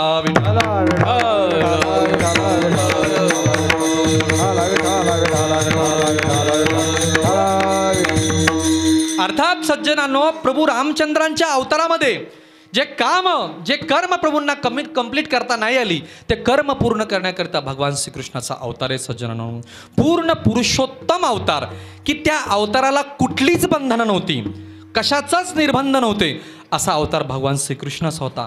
विविध कामं पूर्ण करण्याकरिता भगवान श्रीकृष्ण गोकुळामध्ये अवताराला येणार होते. आणि गोकुळामध्ये अवताराला यायच्या अगोदरच्या घटना अशा होत्या, देवकीचं वसुदेवाचं लग्न झालं आणि लग्न झाल्यानंतर त्या रात्री वरातीमध्ये आकाशवाणी झाली, हे कंसा, आकाशाची वाणी सांगत जे कंसा, आकाशाची वाणी सांगत जे कंसा, आकाशाची वाणी सांगत जे कंसा, आकाशाची वाणी सांगत जे कंसा, मानी भरवसा बोलण्याचा, मानी भरवसा बोलण्याचा, मानी भरवसा बोलण्याचा, मानी भरवसा बोलण्याचा. हे कंसा, जिच्या वरातीमध्ये तू नाचतोय ना, तिचा 8वा पुत्र तुला मारणार आहे. आकाशवाणी कानावर पडली कंसाच्या. कंस खाली उतरला आणि तलवार घेतली. देवकीवरती उगारण्याकरता वसुदेव पटकन खाली आले, हातात धरले. अरे कंसा, तिच्या 8व्या मुलापासून धोका आहे, तू हिला कशाला मारतो? कंसाने हात खाली घेतला, कैदीमध्ये टाकलं, कारागृहामध्ये टाकलं. काही दिवस निघून गेले. पहिला गर्भ राहिला, दुसरा राहिला, 6 गर्भ मारले. 7वा योग मायेने नष्ट केला आणि 8वा गर्भ देवकीच्या उदरामध्ये येणार. रात्रीची वेळ, श्रावण महिना आणि वद्य अष्टमीचा दिवस. रात्रीचे 12 वाजलेले आहेत. धो धो धो धो धो मुसळधार पाऊस चालू आहे. विजेचा कडकडाट चालू आहे. यमुनेला पूर आलेला आहे आणि कारागृहामध्ये सज्जनांनो, सर्व कारागृहातील सर्व अधिकारी, सैनिक सर्व झोपी गेलेले आहेत. आणि रात्री 12 वाजता भगवान श्रीकृष्ण मथुरेमध्ये जन्माला आले. बोला सगळ्यांनी गोपाल कृष्ण भगवान की जय. भगवान श्रीकृष्ण सज्जनांनो रात्री 12 वाजता जन्माला आले. जन्माला कसे आले? तहाने नाही आले हो. ऐका, भगवान श्रीकृष्ण 6 महिन्याचं, 1 महिन्याचं, 1 दिवसाचं बाळ म्हणून सुद्धा जन्माला नाही आले. डायरेक्ट 8 वर्षाची मूर्ती. देवकी मातेला उठवलं सज्जनांनो. ए आई, मा उठ, मी आलोय. देवकी खडबडून जागी झाली. बघते तर काय, 8 वर्षाची मूर्ती. अरे बाळा, तू कोण आहेस? अगं मी तुझा पुत्र आहे, ज्याच्यासाठी तुम्ही एवढे वर्ष तपश्चर्या करताय, तो मीच आहे. अरे असा कसा तू जन्माला आलास? डायरेक्ट 8 वर्षाचा कसा झालास? यासाठी मी तपश्चर्या नाही केली बाळा. मी यासाठी तपश्चर्या नाही केली. मी तपश्चर्या कशासाठी केली? मला मातृत्व पाहिजे, मला मातृत्व पाहिजे. मग काय करा? लहान म्हणून जन्माला या. मा, मी सगळं तुझं ऐकायला तयार आहे. बाबा, तुमचं पण सगळं ऐकायला तयार आहे. आता वेळ नाही. आता एक काम करा, मी लहान होतो, बाजूची टोपली घ्या, टोपलीत मला टाका आणि मला कुठं घेऊन जा? घराला, नंदाच्या घराला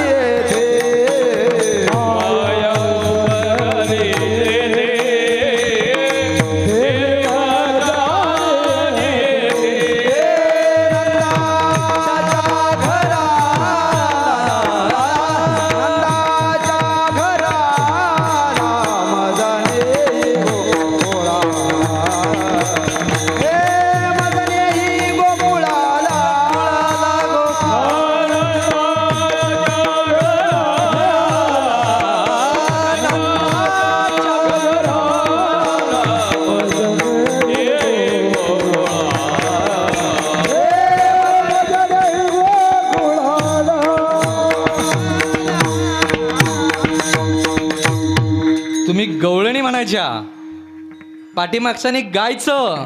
फक्त अर्धा तास राहिला आपल्याकडं. ए मा, बाबा उठा तुम्ही लवकर, या टोपलीमध्ये मला भरा आणि कुठे घेऊन चला? नंदाच्या घराला. चला, मला उचला, मला गोकुळात घेऊन चला. वेळ नाही आपल्याकडं. अरे बाळा, तू बोलणं बंद कर. तू आता लहान झालायस. पहिला 8 वर्षाचा होतं. लहान बाळ कुठं बोलतं का? रड रे बाळा, तू तुझा रडण्याचा आवाज आम्हाला ऐकायचा रे. बाबा मी रडतो, पण मला पहिलं टोपलीमध्ये भरा. वसुदेवाने भगवान श्रीकृष्णाला टोपलीमध्ये भरलं. अरे बाळा, मी तुला भरले, आणि हे बघतोय का साखळदंड? हे बघतोय का कुल्प? आणि हे बघतोय का पहारेकरी? हे पहारेकरी नाहीत राजा, हे मल्ल आहेत, मल्ल. हा, गोकुळातले दही दूध तूप खाऊन तयार झालेले हे मल्ल आहेत. अरे मी कसं जाणार तुला टोपलीमध्ये घेऊन? तुम्ही मला उचला.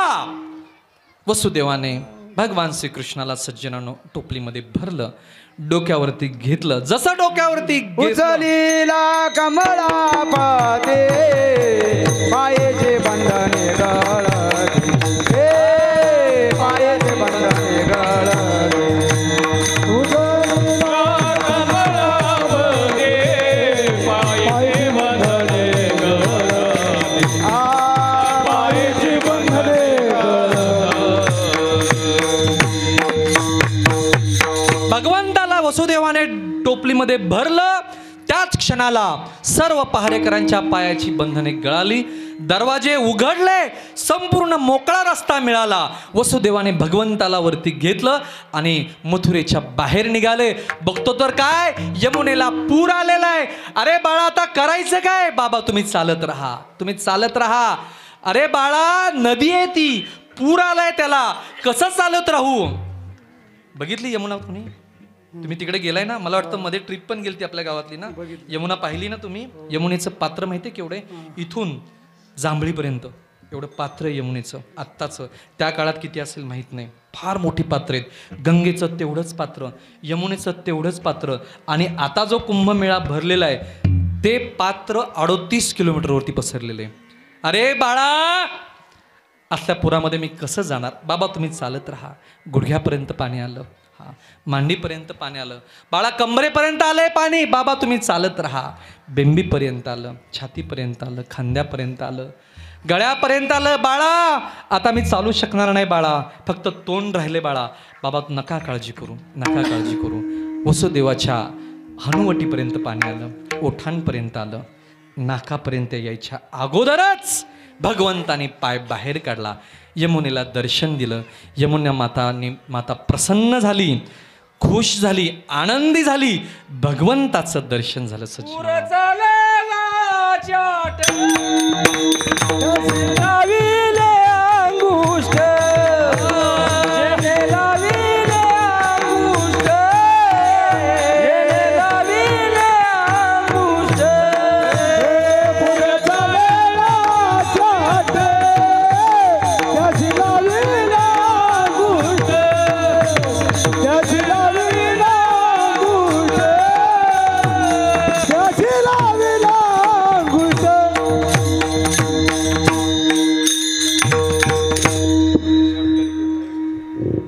पाकिट मजबूत भरा काय?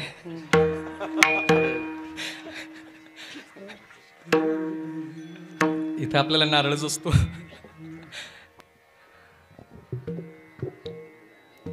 यमुना मैया आनंदित झाली, हर्ष उल्हासात झाली. सज्जनांनो, यमुनेने रस्ता दिला. मथुरेमध्ये वसुदेव पोचले. नंदाच्या राजवाड्यात गेले. देवकी निद्रिस्त आहे नव्हे, यशोदा निद्रिस्त आहे, नंदराजे निद्रिस्त आहे. टोपलीतल्या भगवंताला सज्जनांनो वसुदेवाने नंदराजाच्या बाजूला ठेवला. ऐका, कोणाला ठेवलं? कुणी ठेवलं? बापाने मुलगा नंदराजाच्या बाजूला ठेवला. जगातली सर्वात मोठी गोष्ट आहे सज्जनांनो की मुलगा सोडला आणि मुलगी घेऊन आले.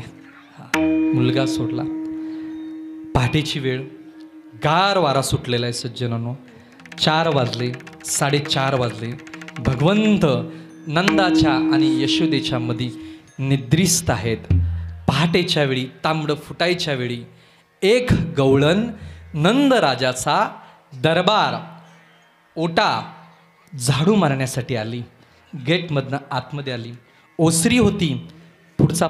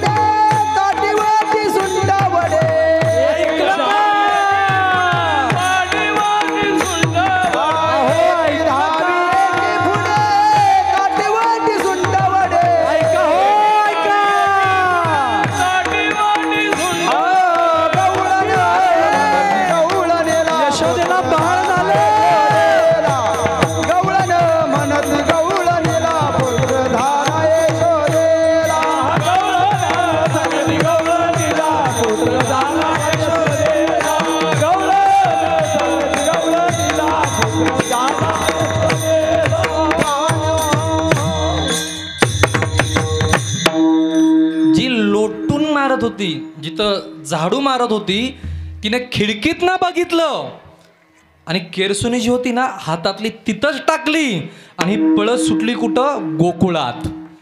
गोकुळात गेली. सकाळी 6:30ची वेळ. सगळ्या गवळणी उठलेल्या होत्या. कोणी सडा मारत होतं, कोणी घर लोटत होतं, कोणी धारा काढत होतं, कोणी चुलीवरती भाकरी टाकत होतं. आणि ह्या गवळणींनी गोकुळाला हाक मारली. गवळण गवळण म्हणती गवळणीला पुत्र झाला यशोदेला. ऐकताय का? नंद राजाला मुलगा झालाय, मुलगा पुत्र झालाय त्याला. बोलते ती गवळण. वाशुलीतल्या गवळणी मागं म्हणा. सगळ्या नाथ बाबा पुढं बोलतील, तुम्ही मागं म्हणायचं. म्हणा बाबा. गवळण म्हणती गवळणीला पुत्र झाला यशोदेला. वा वा. थांबा थांबा थांबा. नाही नाही नाही, आवाज लय कमी होते. गोपाळापेक्षा गवळणी जास्त. बारीक वाजवा एकदम. पुन्हा एकदा. हा. गवळण म्हणती गवळणीला पुत्र झाला यशोदेला. हा. असं एकी धावी एकी पुढे ताटी वाटी सुंडावडे.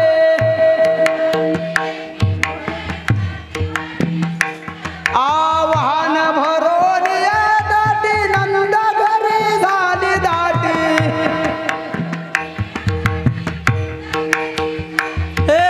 गवळण म्हणती गवळणीला पुत्र झाला यशोदेला. गवळण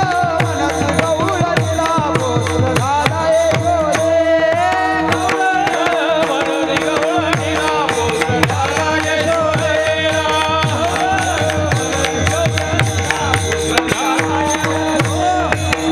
ऐका हो ऐका. नंदाला पुत्र झाला. गोकुळ खडबडून जागा झालं गोकुळ. हा. सगळी कामं गवळणींची हातातली सोडली आणि सगळ्या गवळणी कुठे निघाल्या? नंदाच्या दाराला, नंदाच्या वाड्यावरती निघाल्या गवळणी. हा. चुलीची भाकरी तव्यावर, चुलीला खालती जाळ, त्याच्यावरती तवा, तव्यावरती भाकरी आणि गवळणी राजवाड्यावरती. सगळ्या गवळणी कुठं पोचल्या? नंदाच्या दाराला. गडबड झाली, गर्दी झाली, गोंधळ व्हायला लागला. बाहेर येऊन सेवेकऱ्यांनी बघितलं की गेटवरती एवढा गोंधळ कशाचा चाललाय. बघतात तर काय, नंदाच्या राजवाड्याच्या गेटवरती, द्वारावरती गोकुळातल्या सर्व गवळणी गर्दी केलेली आहे. कशासाठी गर्दी आहे? देवाला बघायचे, यशोदेच्या मुलाला बघायचे. खूप गर्दी आहे, खूप गर्दी आहे. त्या गवळणीमध्ये ना, त्या गवळणींमध्ये काही गवळणी सिनियर होत्या, सिनियर ज्येष्ठ होत्या. त्या गवळणी काय म्हटल्या माहितीये? हे बघा, इथं गर्दी करू नका. मला माहिती आहे तुम्ही कधी आलाय. पहिली मी आली, माझ्या मागं सगळ्यांनी लाईन लावा. ज्या गावातल्या ज्येष्ठ गवळणी होत्या ना, त्यांनी लाईन लावली. लाईन एकामागे एक, एकामागे एक, एकामागे एक, एकामागे एक. यशोदेला निरोप गेला. पुत्र बघायला, देव बघायला, कान्हा बघायला गवळणी आलेले आहेत. यशोदाने निरोप दिला, बघायला या तुम्ही, पण हळूहळू या, गर्दी करू नका. पहिल्या गवळणीचा नंबर लागला. पहिली गवळण आतमध्ये गेली. जाताना तिने कमरेला 10 रुपयाची नोट खवलेली होती. मोकळ्या हाताने जायचं नसतं ना, बरोबर आहे ना? अजून सुद्धा ती परंपरा आहे ना, बाळाचं तोंड बघायला मोकळ्या हाताने जायचं नसतं.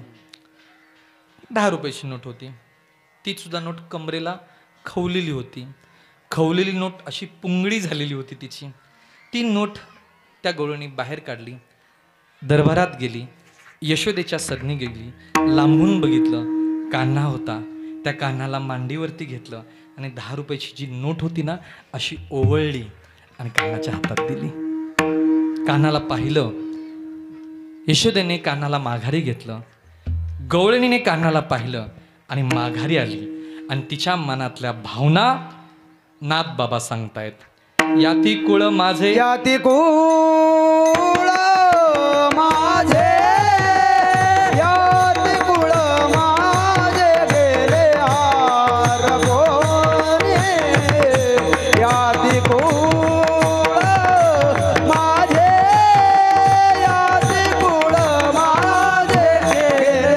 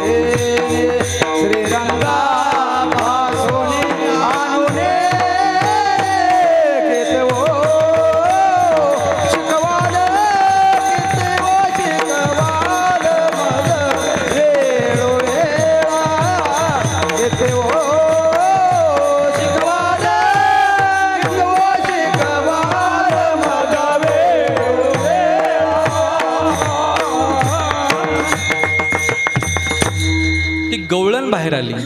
दुसऱ्या गवळणींनी त्या गवळणीला विचारलं, अरे कसा आहे तो नंदाचा पोरगा, कसा आहे यशोदेचा पुत्र. त्या गवळणीच्या मनातल्या भावना महाराजांनी सांगितल्या. खरं सांगू, मी त्याला पाहिलंय, आता मी त्याला बघितलंय, आता मी सगळं विसरून गेली. माझं कुळ विसरलं, माझं गोत्र विसरलं, मी कोण आहे हेच विसरून गेली. याती कुळ माझे गेले हरपोनी, उन्हामुळे त्याला पाहिलंय मी, बस आता मला काही नकोय. दुसऱ्या गवळणीचा नंबर आला. दुसरी गवळण गेली. तिने सोनं हातात घेतलेलं, मुठभर सोनं होतं, ओवाळलं, दिलं, माघारी आली. बाकीच्या गवळणीने विचारलं, कसा आहे ग तो. तिने सांगितलं, अगं गेले मी, यशोदेच्या पोराला बघितलं मी, त्या देवाला बघितलं मी, असं म्हणतात तो देव आहे, त्याला बघितलं मी, पण एक अडचण आहे. काय झालं काय झालं काय झालं.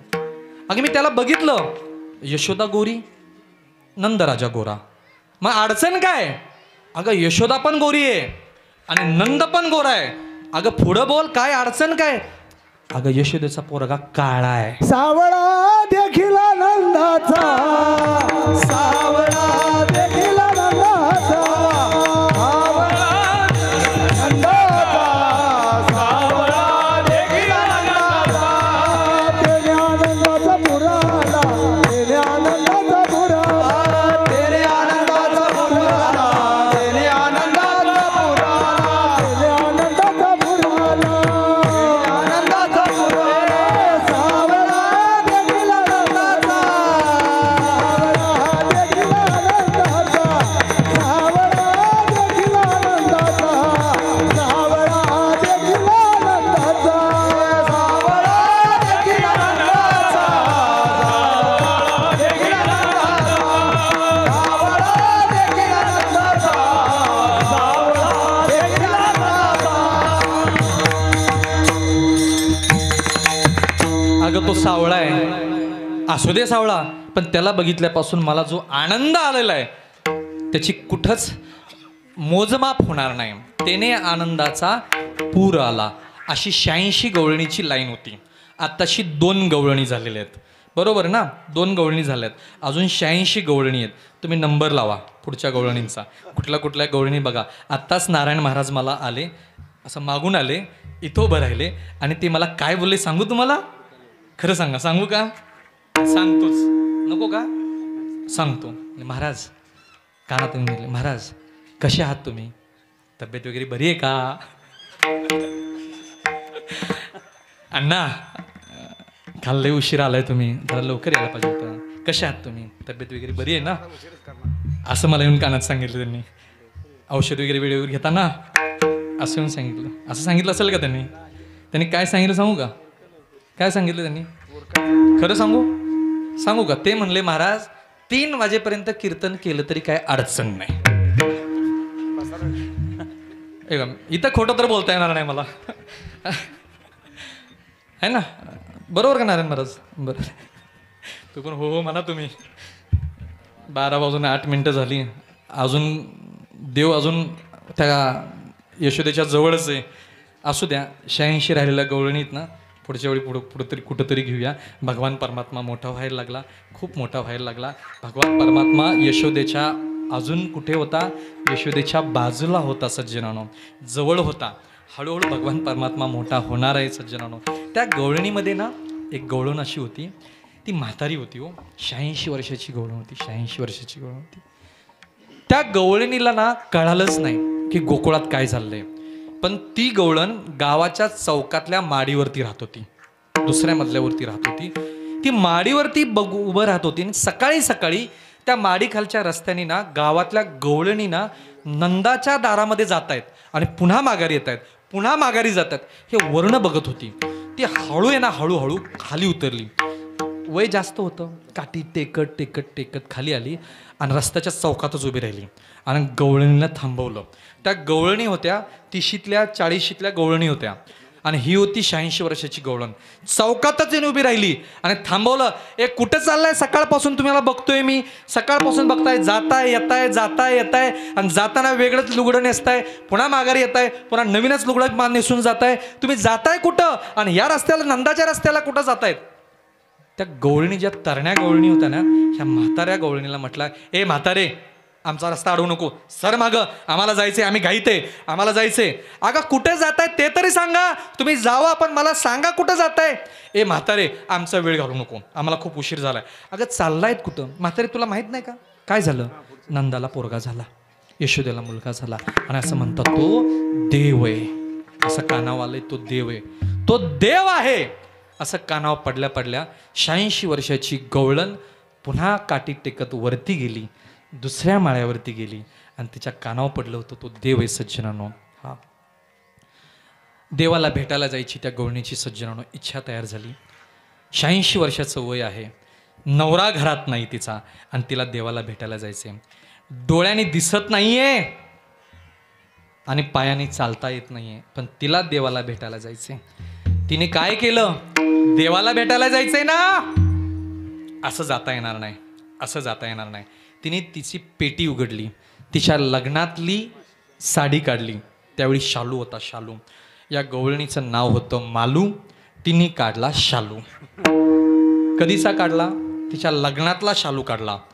तिला दिसत नसल्यामुळं मालूनी शालू उलटा नेसला. आता साडी उलटी नेसल्यानंतर किंवा धोतर उलटं घातल्यानंतर किंवा शर्ट उलटा घातल्यानंतर कसं होतं तसं त्या मालूचं झालं.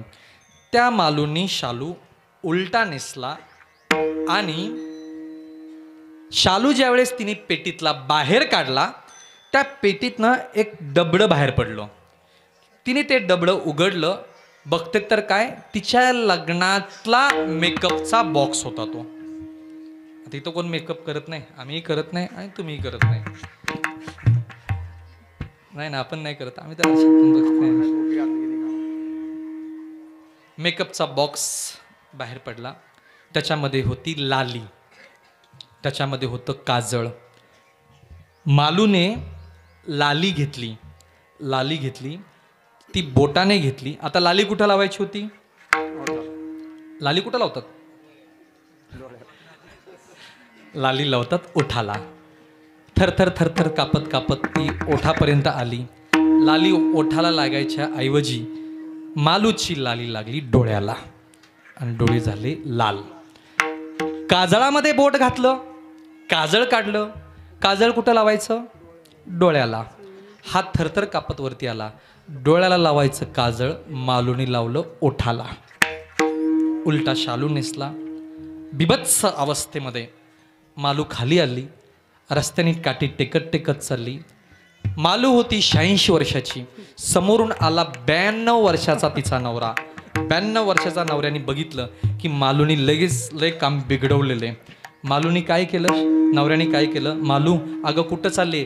ए म्हाताऱ्या मागं सर, मी देवाला भेटायला चालली, यशोदाला भेटायला चालली. अगं जा तू, पण तुला माहित नाही तुझं रूप काय आहे. कपाळी काजळ डोळ्यात कुंकू,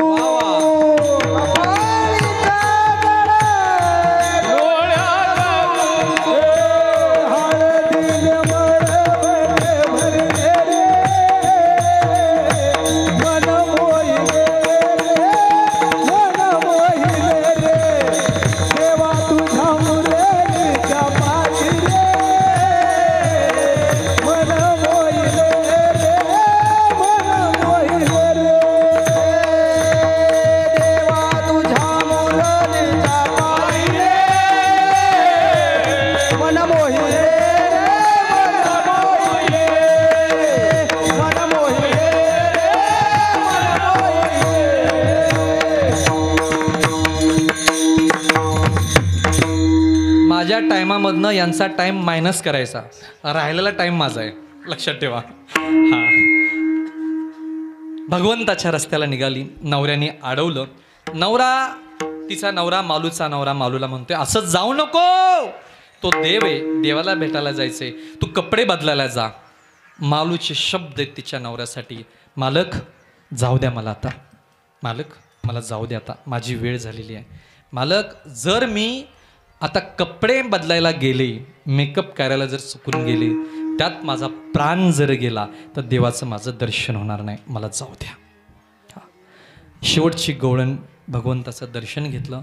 भगवंताचा तो दिवस निघून गेला. भगवंत आता रांगायला लागला. भगवंत रांगत होता. भगवंत रांगताना भगवंत कसा रांगत होता? तळवे तळात तळात टेकीत, तळवे तळात तळात टेकीत, डाव्या गुडघ्याने गुडघ्याने रांगत, डाव्या गुडघ्याने गुडघ्याने रांगत, डाव्या गुडघ्याने गुडघ्याने रांगत.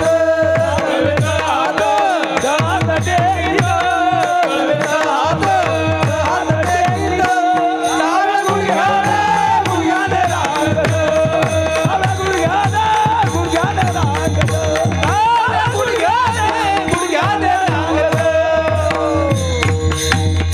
तळहात टेकत टेकत डाव्या गुडघ्याने रांगत रांगत भगवान परमात्मा यशोदेच्या दरबारातून बाहेर आला आणि भगवान परमात्मा चालायला लागला.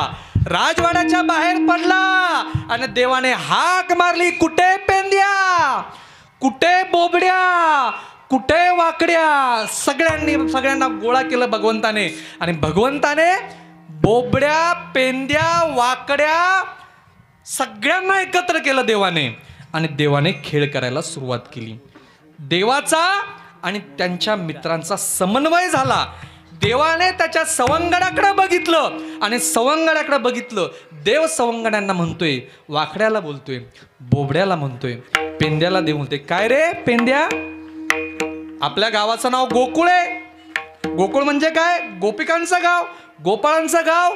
अरे आपल्या गावामध्ये दूध, दही, दूध, तूप सगळं असून सुद्धा तुम्ही सर्वजण मरायला का लागलाय? असे तुमच्या हाडाची काढ का झालीत अशी?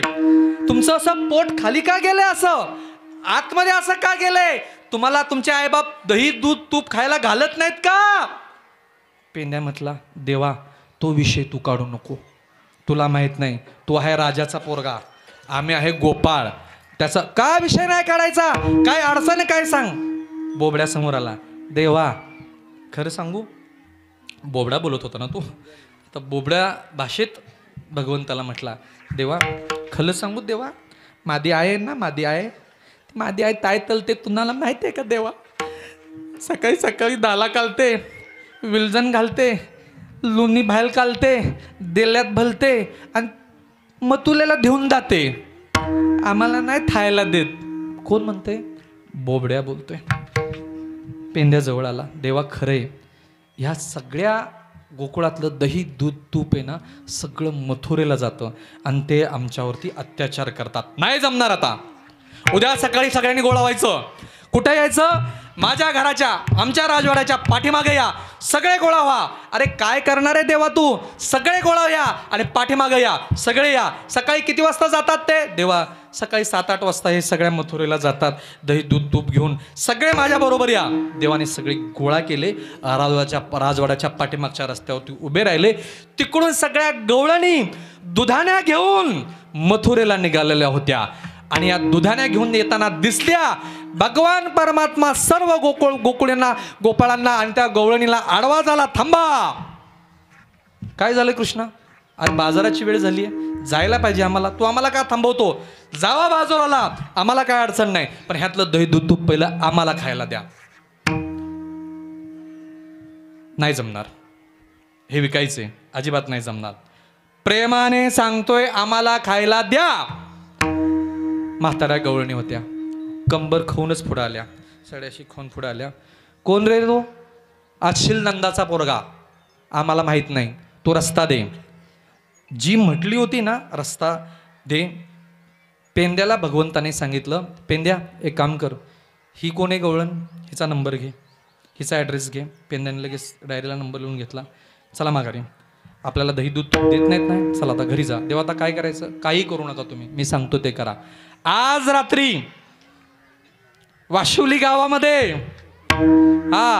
वरच्या आळीला बरोबर 12:30 वाजता सगळ्यांनी हजर राहायचंय. कुठं राहायचंय? जो पत्ता घेतलाय तिच्या दारात. भगवंताने रात्र होऊन दिली, सगळे गोपाळ गोळा केले आणि जी गवळणींनी रस्ता अडवल्यानंतर रस्ता मागितला तिच्या घरात भगवान परमात्मा गेला. लांबून बघितलं, भगवंतानी बघितलं काय होतं मागं. लांबून बघितल्यानंतर ही गवळण दारातच बसलेली होती. अरे देवा आता काय करायचंय? काय नाही, दही दूध तूप आज ह्यांच्याच घरात खायचं. अरे देवा जायचं कसं? तिला फक्त झोपू दे रे, तू गप्प बस, तिला फक्त झोपू द्या. त्या गवळणीला झोपायची वाट बघितली भगवंताने आणि रात्री सगळे झोपल्यानंतर मागच्या भिंतीजवळ भगवान परमात्मा गेला आणि देवाने काय केलं? सर्व गोपाळांना सांगितलं चला डोळे बंद करा. अरे देवा इथं तर भिंत आहे, इथं कुठं दरवाजा आहे, तुम्ही डोळे बंद करा. गोपाळांनी डोळे बंद केले. डोळे बंद केले सगळ्यांनी? हो डोळे बंद केले. आता काय करायचं? बोला माझ्या पाठीमाग, गोपाल कृष्ण भगवान की जय. गोपाळांना देवाने असंच उचललं आणि डायरेक्ट आतमध्ये आणून बसवलं. चला डोळे उघडा, गोपाल कृष्ण भगवान की. डोळे उघडा. उघडलं तर बघतो तर काय, ती गवळण झोपली बाजूला. दही दूध तुपाचे सगळे डेरे दुधाण्या सगळ्या भरलेल्या आहेत आणि ती गवळण झोपी लागले. गोपाळांनी कृष्णाला म्हटलं देवा आता करायचं काय? बघताय काय? आक्रमण, तुटून पडा याच्यावरती. देवाने ऑर्डर दिल्या सर्व गोपाळ त्याच्यावरती तुटून पडले. दही दूध तूप मक्खन श्रीखंड, आपल्याकडे भेटतं ते काय? फ्रूटखंड. इकडे आहे का फ्रूटखंड? तिकडे आमचा फ्रूटखंड आहे. सगळं होतं तिथं. सगळ्यांनी खायला सुरुवात केली, पोट भरून खायला सगळ्यांनी. दूध पिल्लं, दही खाल्लं, तूप खाल्लं, श्रीखंड खाल्लं, तृप्तीचा ढेकर दिला. देवा आता काय करायचं? पोट भरलंय, आता काय करायचं? काही करू नका, हे सगळं पालतं करा, आता हे सगळं लवंडून द्या. देवा हे चांगलं नाही ना, मी सांगतो ते करा. दही दूध तूप आणि माती एकत्र करायच्या, ह्या दुधाण्या फोडा. देवाने दही दूध तूप सगळं माती मोल केलं. देवा आता ही उठली तर काय? तुम्ही काय काळजी करू नका, तुम्ही आता काय करा? डोळे बंद करा. गोपाळांनी डोळे बंद केले. बोला गोपाल कृष्ण भगवान की. सगळे गोपाळ बाहेर, देव एकटाच आतमध्ये. गोपाळ बाहेर सोडले, देव आत राहील, आत बसला. एका खापरावरती ना लोणी होतं, लोणी शिल्लक राहिलेलं. देवाने ते लोणी हातात घेतलं आणि जी गवळण झोपली होती ना त्याच्याजवळ घेतला, कांबरून रात्रीच्या वाकळा असं पांघरलेल्या होत्या त्याच्या खाली घेतलं, असं पुढे गेली. ती गवळण घोरत होती. कशी घोरत होती? देवाने काय करावं? लोण्याचा गोळा घेतला आणि तिच्या तोंडाला लावला असा, आणि तोंड सगळं लोण्याच्या गोळ्याने असं भरवून टाकलं. देव गेला बाहेर. सकाळी उठली, ही झोपलेलीच होती. पहिली सून उठली आणि सून उठली आणि सुनेने येऊन बघितलं. सुनेने येऊन बघितलं, बघतो तर सगळा राडा पडलाय. सासूला उठवलं, सासूला उठवलं, बघतो तर काय, त्या सासूच्या तोंडाला लोणी. सून आतमध्ये गेली, आरसा घेतला आणि सासूच्या पुढं बघितला. सासूबाई उठा, सुंदर ते ध्यान.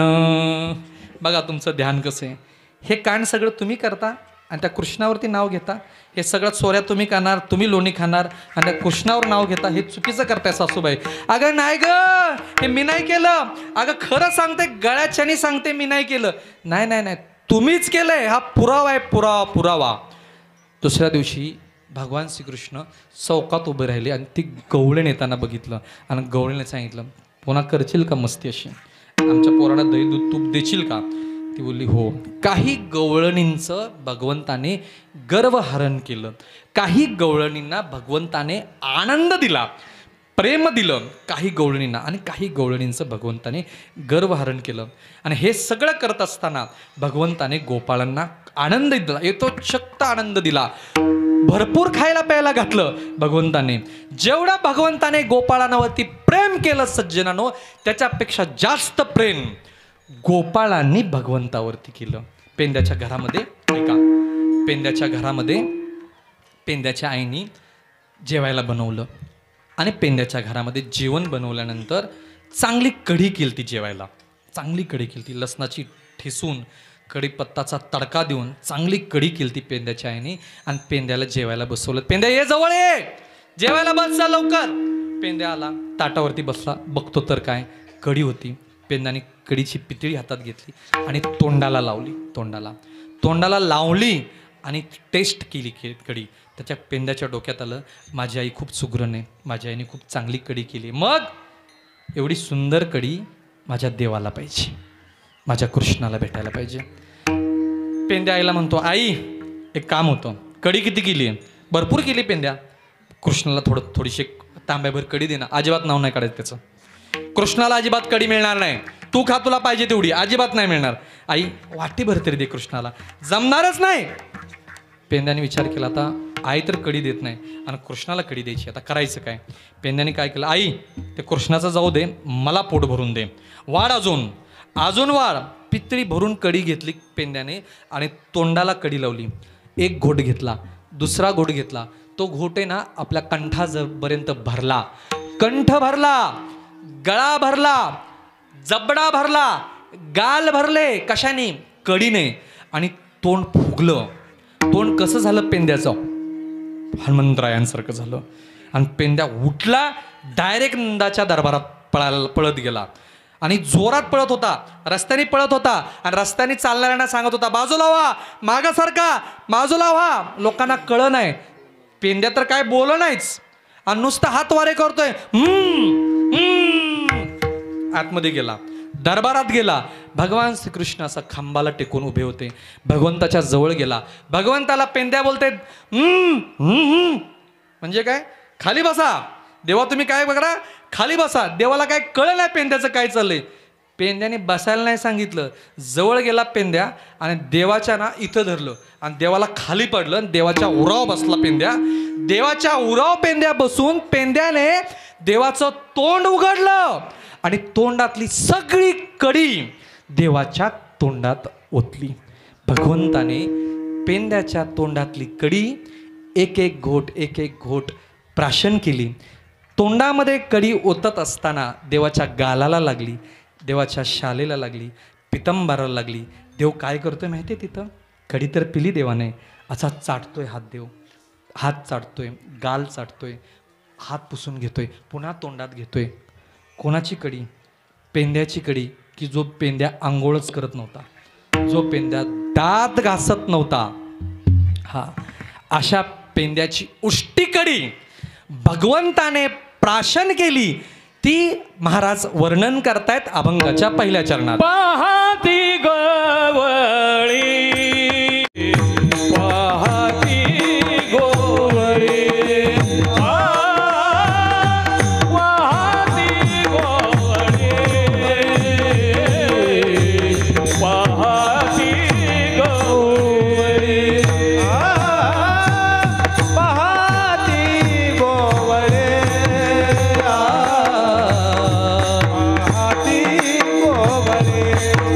आ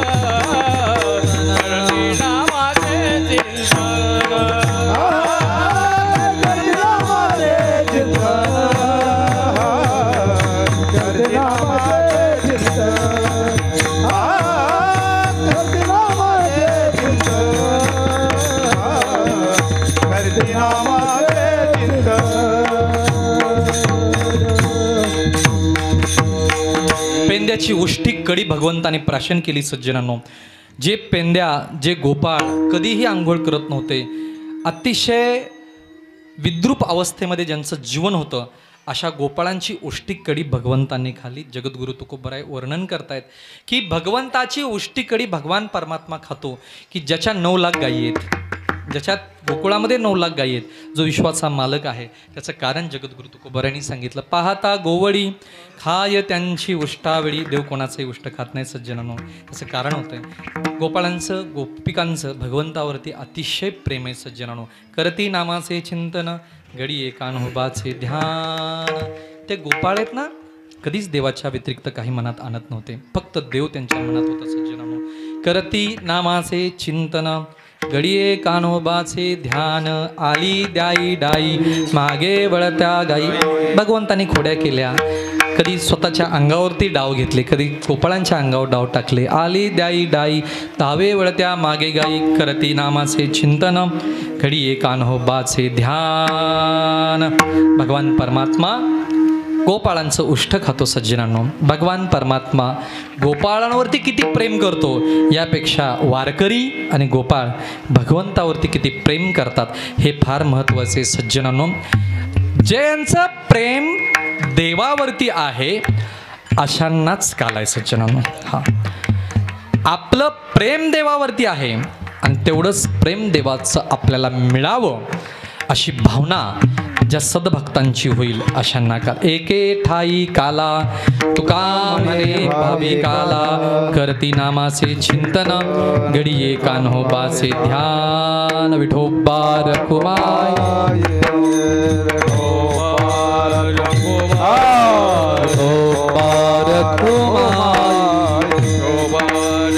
सगळ्यांनी टाळी वाजवून भजन करा.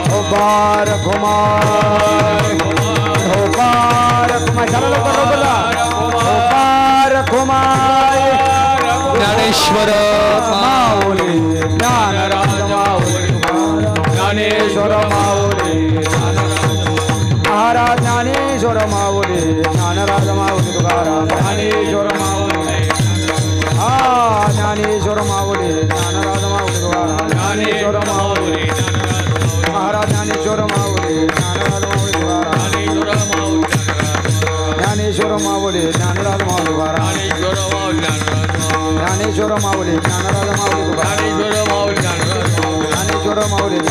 तुकाराम ज्ञानेश्वर माऊली महाराज ज्ञानेश्वर माऊली ज्ञानेश्वर माऊली ज्ञानेश्वर माऊली ज्ञानराज माऊली तुकाराम ज्ञानेश्वर माऊली ज्ञानेश्वर ज्ञानेश्वर माऊली ज्ञानराज माऊली तुकाराम ज्ञानेश्वर ज्ञानेश्वर माऊली ज्ञानराज माऊली.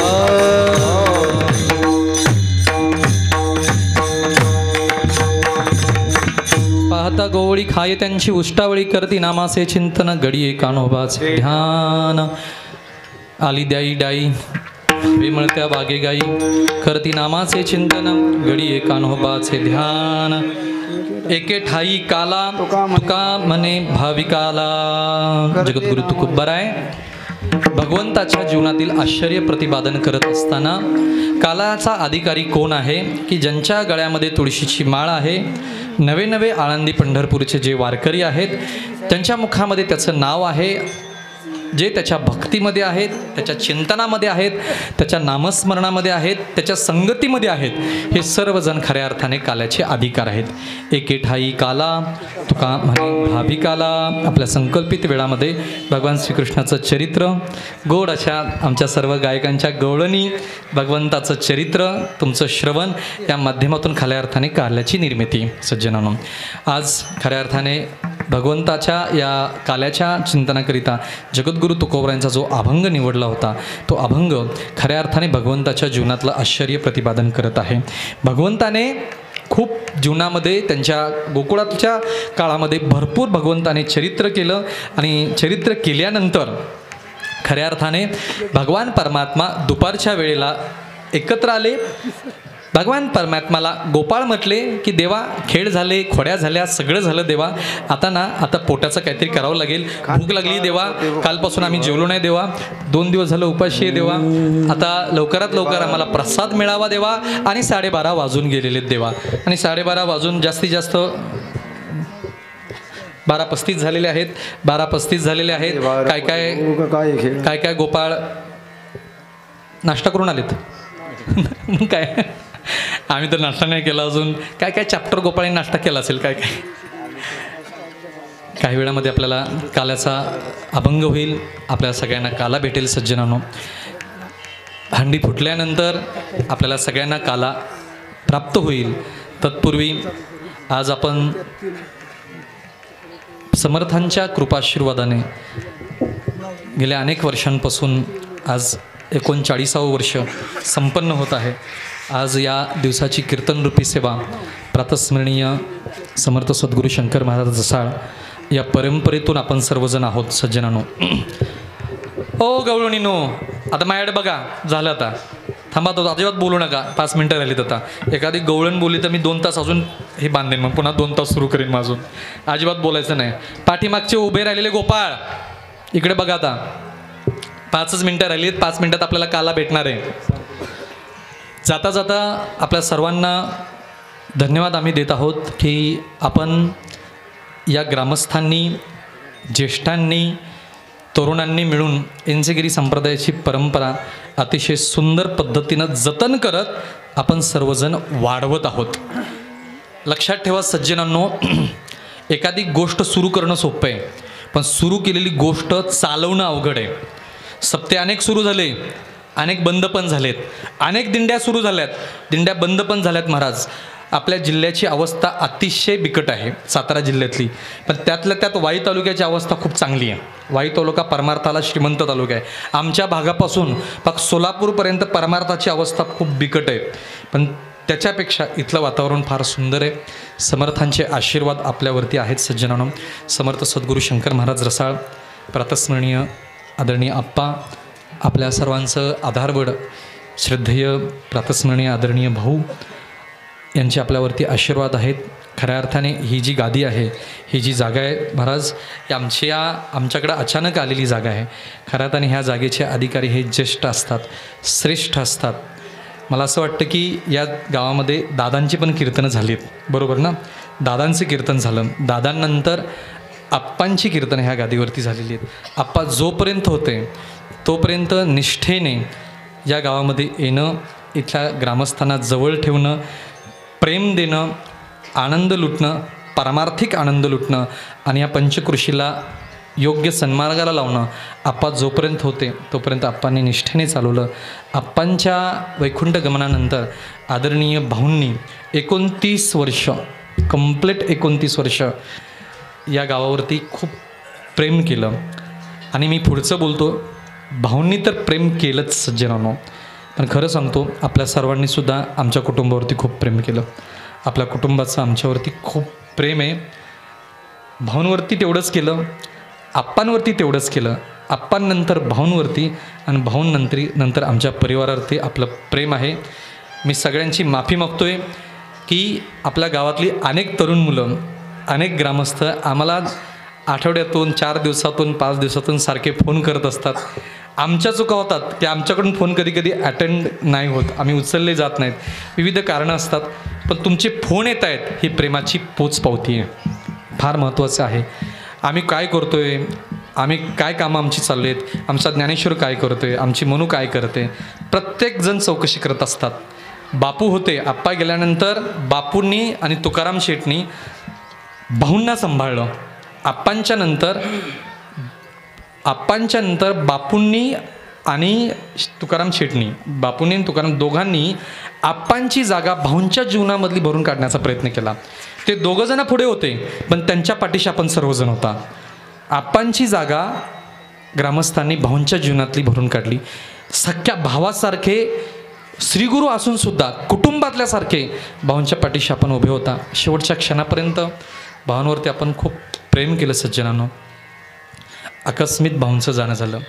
तुम्ही विचार करा ना सज्जनांनो, माझं वय आता 39 आहे, 39 वर्ष वय. आपल्या रौप्य महोत्सवाला माझं लग्न झालं. त्याच्या अगोदर 2 वर्ष मनीषाचं लग्न झालं. आता मागच्या 5-7 वर्षापूर्वी आमच्या ज्ञानेश्वरचं नामदेवचं लग्न झालं. म्हणजे 39 वर्षांपासून आप्पा गेल्यानंतर भाऊ जोपर्यंत होते तोपर्यंत होतो. आपण इथं आहात, आम्ही इथं येत आहोत. सगळ्यात महत्त्वाचं म्हणजे आमच्या जीवनातून आप्पा गेले, आमचे आजोबा दादा गेले, नंतर भाऊ गेले आणि आमची आजी पण गेली. आमच्या कुटुंबातलं जे आधारवड असतं, आधारछत्र जे असतं, भाऊ होते, आप्पा होते, दादा होते, आजी होती. ज्येष्ठ घरातले गेले. आम्ही आता फक्त घरातली मुलं राहिलेलो आहोत. मी, ज्ञानेश्वर, मनीषा आणि नामदेव चौघंजणं फक्त तरुण आहोत, मुलं आहोत. पण जोपर्यंत भाऊ होते ना, आम्ही स्वच्छंदी जगत होतो. काय वाशिवलीला आलो गेलो, भाऊ आहेत तिथं, 2 दिवस लेट गेले तरी चालेल, काय फरक पडत नाहीत, आहेत भाऊ, आहेत तुम्ही सर्व, सगळं चालत होतो. पण ज्या क्षणाला भाऊ गेले ना, त्या क्षणापासून पाणीसुद्धा फुंकून पितोय आम्ही. बाप गेल्यानंतर काय परिस्थिती असते हे मागच्या काही महिन्यांपासून आम्ही अनुभवतोय आणि आपण सर्वजण अनुभवत आहोत. आपल्या गावातून तुकाराम शेठ गेले, बापू गेले, आता भाऊ पण गेले. खरं सांगू का, खरं सांगतो, आपण पोरके झालो आहे. खरंच सांगतो, पोरके झालोत. त्यांच्यासारखी माणसं आता होणे नाही, त्यांच्यासारखी माणसं होऊ नाही. आप्पांसारखे आप्पाच, भाऊंसारखे भाऊच. पण एक गोष्ट सांगतो, इंचगिरी संप्रदायातील परंपरेमध्ये आपण सर्वजण आपला परमार्थाने प्रपंच करतोय. दादांनी, आप्पांनी, भाऊंनी जे गुह्य ज्ञान अनुग्रहाच्या रूपाने आपल्याला दिलेले, त्या ज्ञानावरती आरूढ झाला तर मला विश्वास आहे, काय विश्वास आहे, की इथं बसलेले सर्व तरुण, इथं बसलेले तुम्ही सर्वजण, आमच्या माता भगिनी गुरुस्थानाला पोचू शकता. लक्षात ठेवा, गुरुस्थानाला. दादांनंतर आप्पा पोचले, भाऊ पोचले, तुम्ही सुद्धा त्याच परंपरेतले आहात. आणि वारकरी संप्रदाय असो किंवा इंचगिरी संप्रदाय असो, लक्षात ठेवा, मांसवंशीय परंपरेपेक्षा विद्यावंशीय परंपरा महत्त्वाची आहे. हां, माहीत नाही आहेत आम्हाला भाऊसाहेब महाराजांच्या कुटुंबातली कोण आहे आज, पण आम्हाला सिद्धरामेश्वर महाराज माहीत आहेत, आम्हाला धोंडोपंत महाराज माहीत आहेत, आम्हाला शंकर महाराज माहीत आहेत. आज भाऊंचं आणि आप्पांचं कार्य आपण सर्वांनी मिळून, दादांचं कार्य सर्वांनी मिळून पुढं चालवावं. कारण की तुम्हीच या परंपरेचे खरे वारस आहात. आम्ही नाममात्र आहोत, आम्ही निमित्त मात्र आहोत.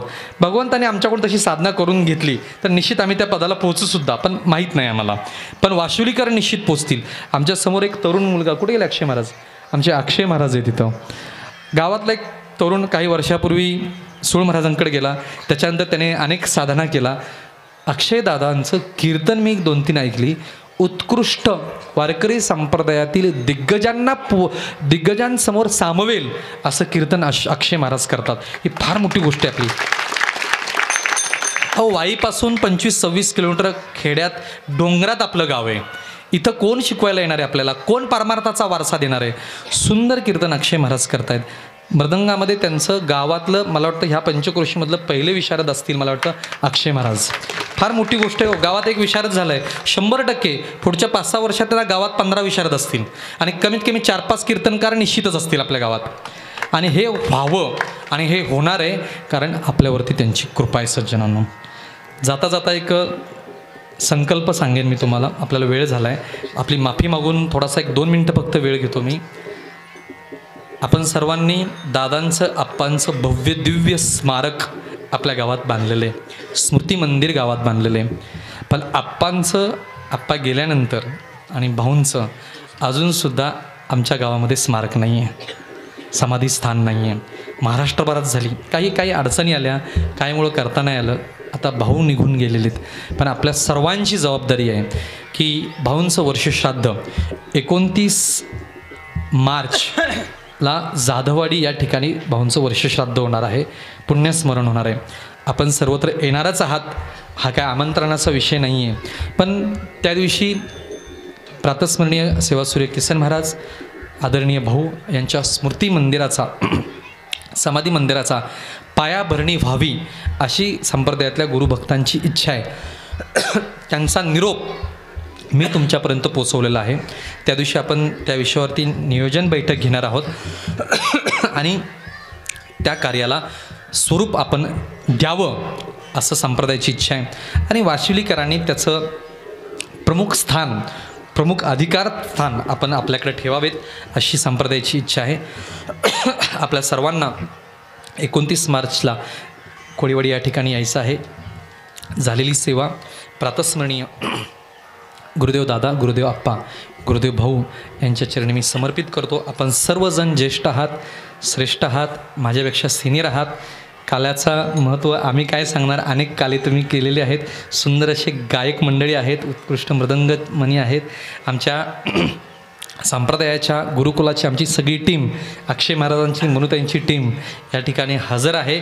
संप्रदायातली पुढची पिढी आश्रमावरती घडते सज्जनांनो आपल्या, ते सुद्धा मुलं आज या ठिकाणी उपस्थित आहेत. आमच्या लेकरांवरती आपले आशीर्वाद असावेत. जाता जाता सांगेन, आप्पांवरती, भावांवरती आपण जसं प्रेम केलं तसं मनुताईंवरती, माझ्यावरती, ज्ञानेश्वर आणि नामदेववरती असा स्नेह आपण आपला राहावा. आमच्याकडून आप्पा चुका होतील, काय म्हटलं मी, आम्ही चुकलं तरी तुम्ही आम्हाला पदरात घ्यायचं. विठ्ठल जय जय विठ्ठल, विना लावा द्या. विठ्ठल जय जय विठ्ठल, विना लावा त्याला, विना लावा. लावा की विना शिंके लाविले दुरे होतो तिघा देवीवरी, तुम्ही वारे दोहीकडे, मुख पसरोनीकडे, आवाजीच्या धारा घ्या रे दोहीच्या. चला लवकर. तुम्ही वारे दोहीकडे, मुख पसरोनी, दोहीकडे मुख पसरोनी. तुका म्हणे हाती धोका आणि कवरो देवा. तुम्ही वारे काहीतरी शाल वगैरे घ्या, शाल घ्या, शाल घ्या. कंठी धरिला कृष्ण म्हणे अवघा जगे प्रकाश, गाणं वाटू एकामेका वैष्णवनिका संभ्रमा. वाकुळे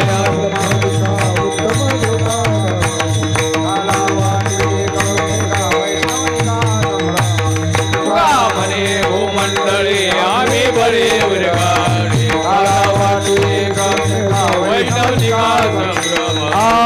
बोलिले बोलिले वेळे वाकुळे क्षमापराध महाराज तुम्ही नाही विचारला भिकार करा. क्षमापराध महाराज तुम्ही तुका म्हणे ज्ञानेश्वरा राघवाया करा. क्षमापराध महाराज तुम्ही ज्ञानदेव तुकाराम, ज्ञानदेव तुकाराम, तुकाराम तुकाराम तुकाराम तुकाराम. युगे 28 दादा, दादा. जानेवारी. 2 मिनिटं, 2 मिनिटं थांबा जरा.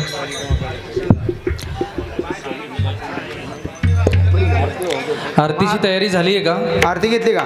चालू कर ना. झाली ना? बंद केली. 1 मिनिट दादा, म्हणू पुढे जरा 2 मिनिटं खाली बसा सगळे.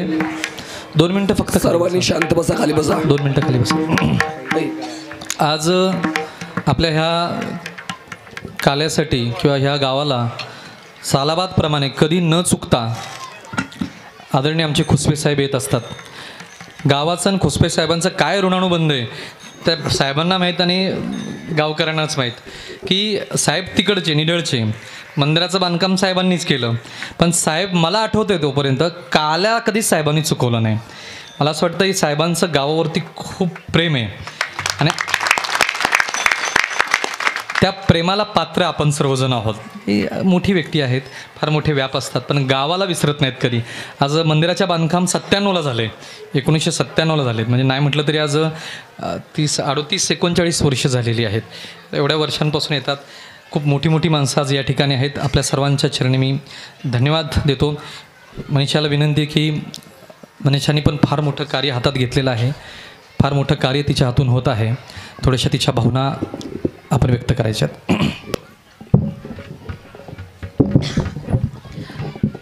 रामकृष्ण हरी जय गुरु. एथ वडील जे जे करते तया नाव धर्म ठेविते. खरं तर फार उशीर झाला आहे, मी तुमचा फार वेळ घेणार नाही, पण आवर्जून सांगायचं आहे की इंचगिरी संप्रदायामध्ये सगळ्यात जास्त महत्त्व आहे ते नामाला आहे आणि सगळ्यात जास्त महत्त्व आहे ते गुरुनिष्ठेला आहे. एक शेवटची 10 मिनटं फक्त मी तुमची घेणार आहे.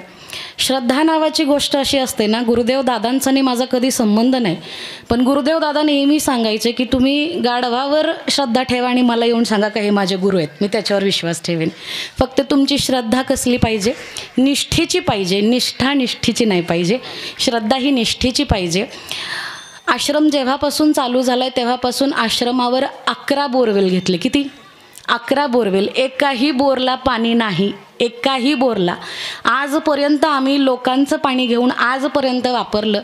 इथे जी तरुण मंडळी आली आहेत ना, मला गुरुनिष्ठा काय असते सांगायची. तरुण मंडळी आली आहेत, त्यांनी असा ध्यास घेतला की 11 बोरला पाणी नाही लागलं ना, आमचे लाख गेले तरी चालतील, पण आम्हाला भाऊंच्यावर विश्वास आहे की 12व्याला पाणी लागेल. आम्हाला कुणावर विश्वास आहे? भाऊंच्यावर. म्हणलं अरे नका असं करू, 11 बोर घेतलेत, भरपूर पैसेही गेलेत, पाणी लागलेलं नाही. आम्हाला भाऊंच्यावर विश्वास आहे. कुणालाही न माहिती होता बोरवेलवाला हुडकला, पैसे जमा केले, बोर घेतलं. 200 फुटापर्यंत बोर गेलं तरी फक्त माती उडत होती. माझं कनेरखेडला कीर्तन होतं, माझं 5-5 मिनटाला फोनवर लक्ष होतं. काय येतं आहे? 200 फुटावर नुसती माती उडत होती. भाऊंना जिथं अग्नी दिलं तिथं ही सगळी तरुण मंडळी गेली आणि त्यांनी विनंती केली की भाऊ 11 बोर घेतले पण एकाही बोरला पाणी नाही, आमची विनंती आहे तुम्हाला आत्ता तरी पाणी लागू द्या. सगळी पोरं माघारी आली. सांगताना माझ्या अंगावर रोमांच उभा राहतोय. 200 फुटापासून पाणी चालू झालं ते 400 फुटापर्यंत बंद नाही. ही श्रद्धा आहे. मला फक्त त्या तरुण मंडळींना एकदा उभं करायचं आहे आणि सांगायचं आहे. ऋषिकेश हा फौजी झाला आहे, तो म्हणला की भाऊंनी मला अंगा खांद्यावर खेळवले आणि त्यांचे उपकार आहेत माझ्यावर, त्या ऋणातनं मला मुक्त व्हायचे, म्हणून आश्रमासाठी मरेपर्यंत काम करायचे. गुरुनिष्ठा काय आहे ना ते या तरुण पोरांनी शिकवली आणि गुरुनिष्ठा काय ही वाशिवलीकरांनी शिकवली. कारण की अक्षय महाराजांसारखा अनमोल रत्न त्यांनी आम्हाला दिला आहे. विनोदांनी सांगते आता महाराज विशारद झालेत, महाराज विशारदही झालेत आणि महाराज आता नवरदेवही झालेत. महाराज विशारद झालेत, तुम्ही आता आमचा विषय रद्द करू नका, एवढं फक्त लक्षात ठेवा. कारण की तुम्ही आता विशारद झालाय. गुरुनिष्ठेच्यामुळं अक्षय महाराजांसारखा अनमोल हिरा आपल्याला भेटला, संप्रदायाला मिळाला आणि मला खात्री आहे की अक्षय महाराज नक्कीच येणाऱ्या पिढीमध्ये असे भरपूर हिरे घडवतील. आणि जिवंत उदाहरण म्हणजे ही वाशिवलीची ग्रामस्थ मंडळी. गुरुनिष्ठा अतिशय चांगलं. मुलांना 2च मिनटं उभं राहा. वाशिवली 2 मिनटं अरे 2 मिनटं 2 मिनटं अरे या 2 मिनटं या. 8 महिन्यातून हा आलाय, 8 महिन्यातून एकही दिवस घरी नाहीये. या 2च मिनटं उभं राहा. गुरुवरची फार मोठी निष्ठा ह्या मुलांनी केली आहे. भाऊ फोन करायचे तर कधी कधी हे म्हणायचे की आम्हाला वेळ नाही भाऊ, आम्ही आता येत नाही. पण भाऊ गेल्यापासून फक्त एक फोन केला तरी हाकेच्या अंतरावर असलेली मुलं किंवा लांब लांब असलेली मुलं आश्रमासाठी येतात, आश्रमासाठी कष्ट करतात. जसं या मुलांचे आमच्यावर अनंत उपकार आहेत, अगदी त्याच पद्धतीने वाशिवलीकरांचेही आमच्यावर अनंत उपकार आहेत. भाऊंच्या आप्पांच्या पाश्चात तुम्ही आमच्यावर भरपूर जास्त प्रेम केलं. अण्णा महाराज बोलल्यानंतर मी बोलणं योग्य नाही, पण आम्ही तुमची लेकरं आहे. आम्ही चुकू, आईच्या अंतकरणाने मायेने समजून सांगा, बापाच्या अंतकरणाने कधीतरी मारा आणि समजून सांगा, पण आम्हाला पदरात घ्या. बस या